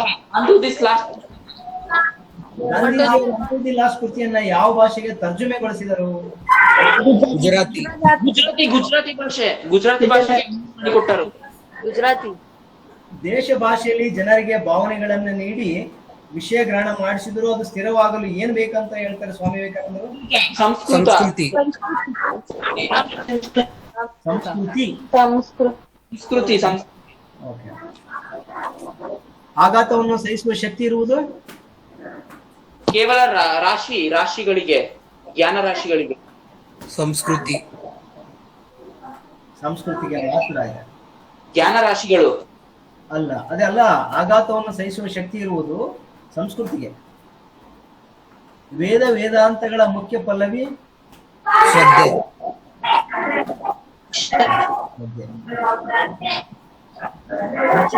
ಶ್ರದ್ಧೆ ಮೂಲಕ ಯಾರನ್ನು ಮೆಚ್ಚಿಸಿದ ನಚಿಕೇತ? ಯಮರಾಜ.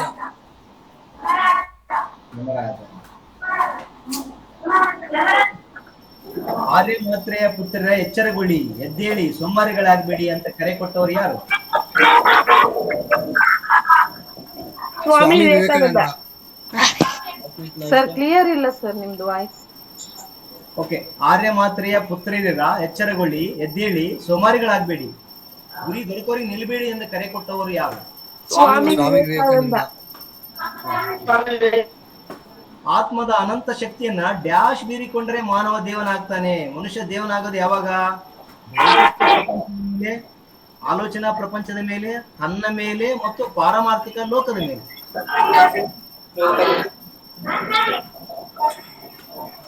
ಆಗ್ಲೇ ಹೇಳಿದೆ, ನಾನು ಉದಾಹರಣೆ ಕೊಟ್ಟೆ. ತನ್ನ ಮೇಲೆ ಅವನು ಆತ್ಮದ ಅನಂತ ಶಕ್ತಿಯನ್ನು ಬಳಸ್ಕೊಂಡ್ರೆ ಅವನು ಮನುಷ್ಯ ದೇವನಾಗ್ತಾನೆ ಅಂತಕ್ಕಂಥದ್ದು ನಾನು ಇಷ್ಟು. ಗಿರಿ ಸರ್, ಸರ್ ಈಗ ಇಷ್ಟಿಲ್ಲ, ಇನ್ನು ಕ್ವಶನ್ ಪೇಪರ್ಸ್ ಇದಾವೆ, ಬಟ್ ಹೇಗ್ ಮಾಡ್ತಾರೆ ಇನ್ನೊಂದು ಸೆಷನ್ ತಗೊಳ್ಳಿ. ಅದೇ ಇನ್ನೊಂದು ಸೆಷನ್ ಅಲ್ವಾ?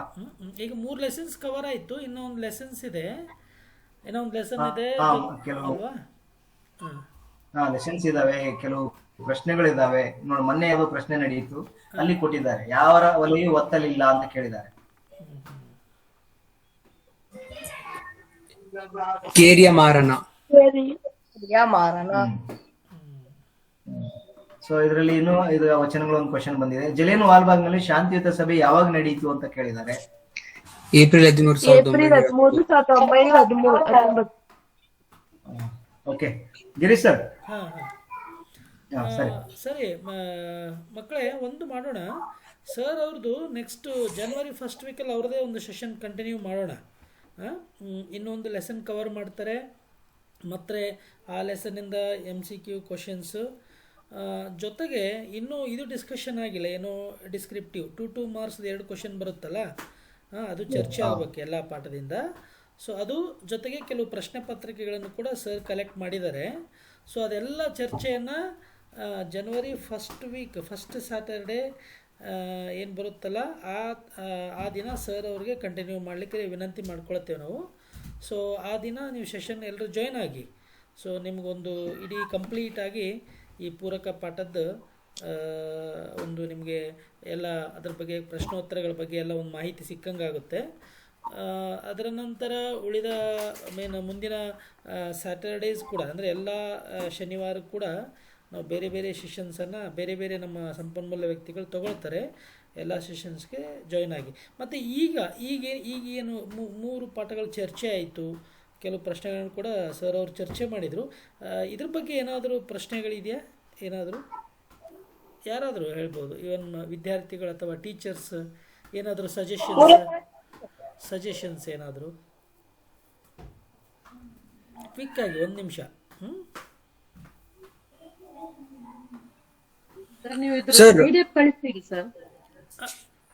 ಹೇಳಿ ಮೇಡಮ್, ಹೇಳಿ. ಯಾರು ಮಾತಾಡ್ತಾರೆ? ಒಬ್ಬರು ಮಾತಾಡಿ, ಹೇಳಿ. ಸರ್ ಇದ್ರದ್ದು PDF ಕಳಿಸ್ತೀರಾ? ಅಂದ್ರೆ ನಮ್ಗೆ ಫಸ್ಟಿಗೆ ನೆಟ್ವರ್ಕ್ ಕರೆಕ್ಟ್ ಇರ್ಲಿಲ್ಲ ನೋಡ್ಲಿಕ್ಕೆ. ಖಂಡಿತ ಇದ್ರದ್ದು ಪ್ರಶ್ನೋತ್ತರಗಳದೆಲ್ಲ ಒಟ್ಟಿಗೆ ನಿಮ್ಗೆ ಹಾಕ್ತೇವೆ. ಅದರದ್ದು PDF ಕಳಿಸ್ತೀರಾ? ಇದು ಹೇಳ್ತಾ ಇದ್ರ ನೀವು ವಿಡಿಯೋ ಹೇಳ್ತಾ ಇದ್ರ, ಅಥವಾ ಈಗ ಅವ್ರೇನಲ್ಲಿ ಪ್ರೆಸೆಂಟ್ ಮಾಡಿದ್ರಲ್ಲ ಅದ್ರದ್ದು?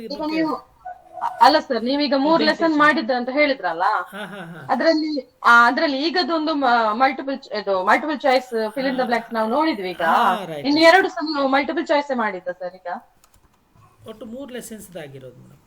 ಹೌದು 3 ಲೆಸನ್ ಅಲ್ಲಿ 2 ಲೆಸನ್ ನಾವು ನೋಡ್ಲಿಲ್ಲ. ಹೌದಾ, ಆಯ್ತು, ತೊಂದರೆ ಇಲ್ಲ. ಅದನ್ನ ನಾವು ಕಳಿಸ್ತೇವೆ, ಹಾಕ್ತೇವೆ, ಗ್ರೂಪಲ್ಲಿ ಹಾಕ್ತೇವೆ, ತಗೊಳ್ಳಿ. ಯಾವ ಗ್ರೂಪ್ ಅಲ್ಲಿ ಸರ್ ಅದು? ಇದೆಯಲ್ಲ, ಯಾವ ಶಾಲೆ ಮೇಡಮ್, ತಾವು ಯಾವ ಶಾಲೆ, ಎಲ್ಲಿ ಅವರು? ಪ್ರೆಸೆಂಟ್ ಸ್ಕೂಲ್ ಇಲ್ಲಿ ಉಡುಪಿ ಕಾಪು. Okay okay. ನೀವು CBSE ಗ್ರೂಪಲ್ಲಿ ಇಲ್ವಾ ಮೇಡಮ್? CBSE ಗ್ರೂಪ್ಸ್ ಇದೆಯಲ್ಲ?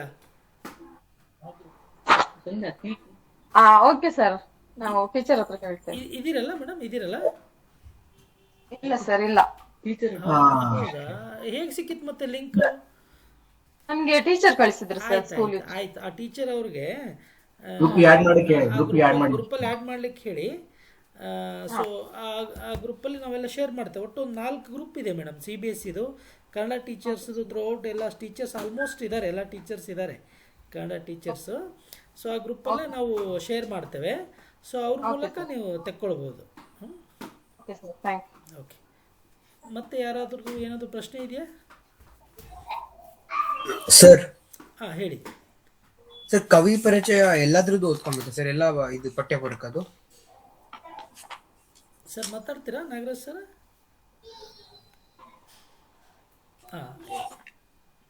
ಹಲೋ. ಒಂದು ಈ ಈ ಪಠ್ಯಪೂರಕದಲ್ಲಿ ಎಲ್ಲ ಓದ್ಕೊಳ್ಬೇಕು ಮಕ್ಕಳೇ ನೀವು, ಕವಿ ಪರಿಚಯದು. ಓಕೆ.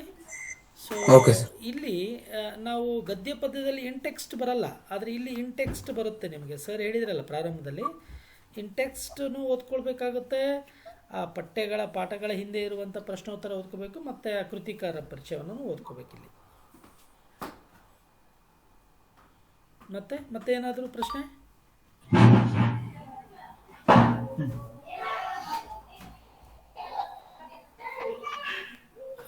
ಸರಿ, ಹಾಗಾದರೆ ಕ್ಲೋಸ್ ಮಾಡೋಣ ಅಲ್ವಾ ನಾಗರಾಜ್ ಸರ್? ಕ್ಲೋಸ್ ಮಾಡುವ? ಸರ್ ಆಯ್ತು. ಸೊ ಇಷ್ಟೊತ್ತು almost 1.5 hour 1 hour 35 minutes continuous ಆಗಿ ಡಾಕ್ಟರ್ ನಾಗರಾಜ್ ಸರ್ ಅವರು ನಮಗೆ ಪೂರಕ ಪಾಠಗಳ ಬಗ್ಗೆ ಮಾಹಿತಿಯನ್ನು ನೀಡಿದರು ನಮ್ಮೆಲ್ಲ ವಿದ್ಯಾರ್ಥಿಗಳಿಗೆ. ಸೊ ಅದು ಈ ಕಡಿಮೆ ಸಮಯದಲ್ಲಿ 3 ಪಾಠ ಮಾಡಿದ್ದೆ, ಅಂದರೆ 4 ಪಾಠ ಮಾಡಬೇಕಾಗಿತ್ತು. ಸೊ 3 ಪಾಠ ಅವರು ಸ್ವಲ್ಪ ಅರ್ಥ ಆಗಲಿ ಮಕ್ಕಳಿಗೆ, ರಿವಿಷನ್ಸ್ ಚೆನ್ನಾಗಾಗಲಿ ಅಂತಲೇ ಪ್ರಾರಂಭದಲ್ಲಿ ನಾವು ಚರ್ಚೆ ಮಾಡುವಾಗಲೂ ಹೇಳ್ತಾ ಇದ್ರು. ಸೊ ಇದು ಒಂದೇ ಸೆಷನಲ್ಲಿ ಆಗಲ್ಲ ಅಂಥೇಳಿ. ಸೊ ನಾವು ಸರ್ ಅವ್ರಿಗೆ ಪ್ರಯತ್ನ ಮಾಡಿ ಅಂತ ಹೇಳಿದ್ವಿ. ತೊಂದರೆ ಇಲ್ಲ, 3 ಲೆಸನ್ಸ್ ಕವರ್ ಮಾಡಿದ್ದಾರೆ. ಇನ್ನೊಂದು ಲೆಸನ್ಸ್ ಮತ್ತು ಉಳಿದಂತೆ ಸ್ವಲ್ಪ ಡಿಸ್ಕ್ರಿಪ್ಟಿವ್ ಕ್ವಶನ್ ಪೇಪರ್ಸ್ ಅದೆಲ್ಲ ನೆಕ್ಸ್ಟ್ ಕ್ಲಾಸಲ್ಲಿ ಕಂಟಿನ್ಯೂ ಮಾಡ್ತಾರೆ. ಸೊ ಇಷ್ಟೊತ್ತು ವಿವರವಾಗಿ ಅದು ಪ್ರಶ್ನೋತ್ತರಗಳನ್ನೆಲ್ಲ ತುಂಬ ಚೆನ್ನಾಗಿ ತೆಗೆದಿದ್ದಾರೆ ಸರ್. ಎಲ್ಲ ಮಕ್ಕಳಿಗೆ ಖಂಡಿತ ಉಪಯೋಗ ಆಗುತ್ತೆ ಅಂಥೇಳಿ ಭಾವಿಸ್ತೇನೆ ನಾನು. ಸೊ ಅದನ್ನು ಕೂಡ ನಾವು ಹಂಚ್ಕೊಳ್ತೇವೆ. ಸೊ ಒಟ್ಟಾರೆ ಈ ದಿನ ಸೆಷನ್ನನ್ನು ತುಂಬ ಅರ್ಥಪೂರ್ಣವಾಗಿ ನಡೆಸಿಕೊಟ್ಟಂತಹ ಡಾಕ್ಟರ್ ನಾಗರಾಜ್ ಬಸರಕೋಡ್ ಅವರಿಗೆ ಎಲ್ಲ ವಿದ್ಯಾರ್ಥಿಗಳ ಪರವಾಗಿ, ನಮ್ಮೆಲ್ಲ ಶಿಕ್ಷಕ ಬಂಧುಗಳ ಪರವಾಗಿ, ಯಶೋಪಥದ ಪರವಾಗಿ ಅವರಿಗೆ ಅನಂತ ಧನ್ಯವಾದಗಳು. ತುಂಬ ಧನ್ಯವಾದಗಳು ಸರ್. ತುಂಬ ಚೆನ್ನಾಗಿ ಬಂತು ತಮ್ಮ ಸೆಷನ್ನು. ಹಾಗೆ ನಿಮ್ಮ ತಯಾರಿ ಚೆನ್ನಾಗಿದೆ, ನಮ್ಮ ಮಕ್ಕಳಿಗೆ ತುಂಬ ಉಪಯೋಗ ಆಗುತ್ತೆ ಅದು. ಸೊ ಇನ್ನೊಂದು ಸೆಷನ್ ಖಂಡಿತ ತಾವು ಮಾಡಿಕೊಡ್ಬೇಕು ನಮಗೆ ಮಕ್ಕಳಿಗಾಗಿ. ಮಕ್ಕಳೇ ತಾವು ಕೂಡ ಜಾಯ್ನ್ ಆಗಿ ಹೆಚ್ಚೆಚ್ಚು ಮಕ್ಕಳು ಇದನ್ನು ಬಳಸ್ಕೊಳ್ಳಿ, ಸರಿಯಾಗಿ ಇದರ ಉಪಯೋಗ ತೆಗೆದುಕೊಳ್ಳಿ. ಯಾಕೆಂದರೆ ನಿಮಗೆ 1.5 hour ಸೆಷನ್ ಮಾಡಲಿಕ್ಕೆ ನಮ್ಮ ಟೀಚರ್ಸ್, ಸಂಪನ್ಮೂಲ ವ್ಯಕ್ತಿಗಳು ತುಂಬಾ ತಯಾರಿ ಮಾಡ್ಕೊಂಡು ಬರ್ತಾರೆ. ಓಕೆ. ಸೊ ಹಾಗಾಗಿ ನಿಮ್ಮ ಟೀಚರ್ಸು ಕೂಡ ಎಲ್ಲ ಚೆನ್ನಾಗಿ ನಿಮಗೆ ಪಾಠ ಮಾಡಿರ್ತಾರೆ. ಇದು ಒಂದು ನಿಮಗೆ ಇನ್ನೂ ರಿವಿಷನ್ ಆಗುತ್ತೆ, ತುಂಬ ನಿಮಗೆ ಪರೀಕ್ಷಾ ದೃಷ್ಟಿಯಿಂದ ಸಹಾಯ ಆಗುತ್ತೆ ಅನ್ನೋ ಕಾರಣಕ್ಕೆ ನಾವು ಮಾಡ್ತಾ ಇದ್ದೇವೆ. ಸೊ ಹಾಗಾಗಿ ಬರುವ ಸೆಷನ್ಗಳಲ್ಲಿ ಕೂಡ ಹೆಚ್ಚೆಚ್ಚು ಮಕ್ಕಳು ಜಾಯ್ನ್ ಆಗಬೇಕಂತ ತಮ್ಮಲ್ಲಿ ಮತ್ತೊಮ್ಮೆ ನಾನು ಕೇಳ್ಕೊಳ್ತೇನೆ. ಜೊತೆಗೆ ಎಲ್ಲ ಶಿಕ್ಷಕರಿದ್ದೀರಾ, ತಮಗೂ ಕೂಡ ತುಂಬ ಧನ್ಯವಾದಗಳು. ತಮ್ಮ ಶಾಲೆ ಮಕ್ಕಳು ಕೂಡ ನೆಕ್ಸ್ಟ್ ಟೈಮ್ ಜಾಯ್ನ್ ಆಗಲಿಕ್ಕೆ ಹೇಳಿ, ಎಲ್ಲ ಮಕ್ಕಳಿಗೆ ಜಾಯ್ನ್ ಆಗಲಿಕ್ಕೆ, ಮತ್ತು ತಮ್ಮ ಸ್ನೇಹಿತರಿಗೂ ಕೂಡ ತಿಳಿಸಿ. ಒಟ್ಟಾರೆಯಾಗಿ ಇಂದಿನ ಸೆಷನ್ಗೆ ತಾವೆಲ್ಲರೂ ಸಹಕಾರ ಮಾಡಿದ್ದಕ್ಕೆ ಮತ್ತೊಮ್ಮೆ ಯಶೋಪಥದ ಪರವಾಗಿ ಅನಂತ ಧನ್ಯವಾದಗಳು. ನಮಸ್ಕಾರಗಳು, ಶುಭವಾಗಲಿ. Bye sir, bye teachers. ಧನ್ಯವಾದಗಳು ಸರ್. ಧನ್ಯವಾದಗಳು. Thank you sir. Thank you. Bye sir. Bye.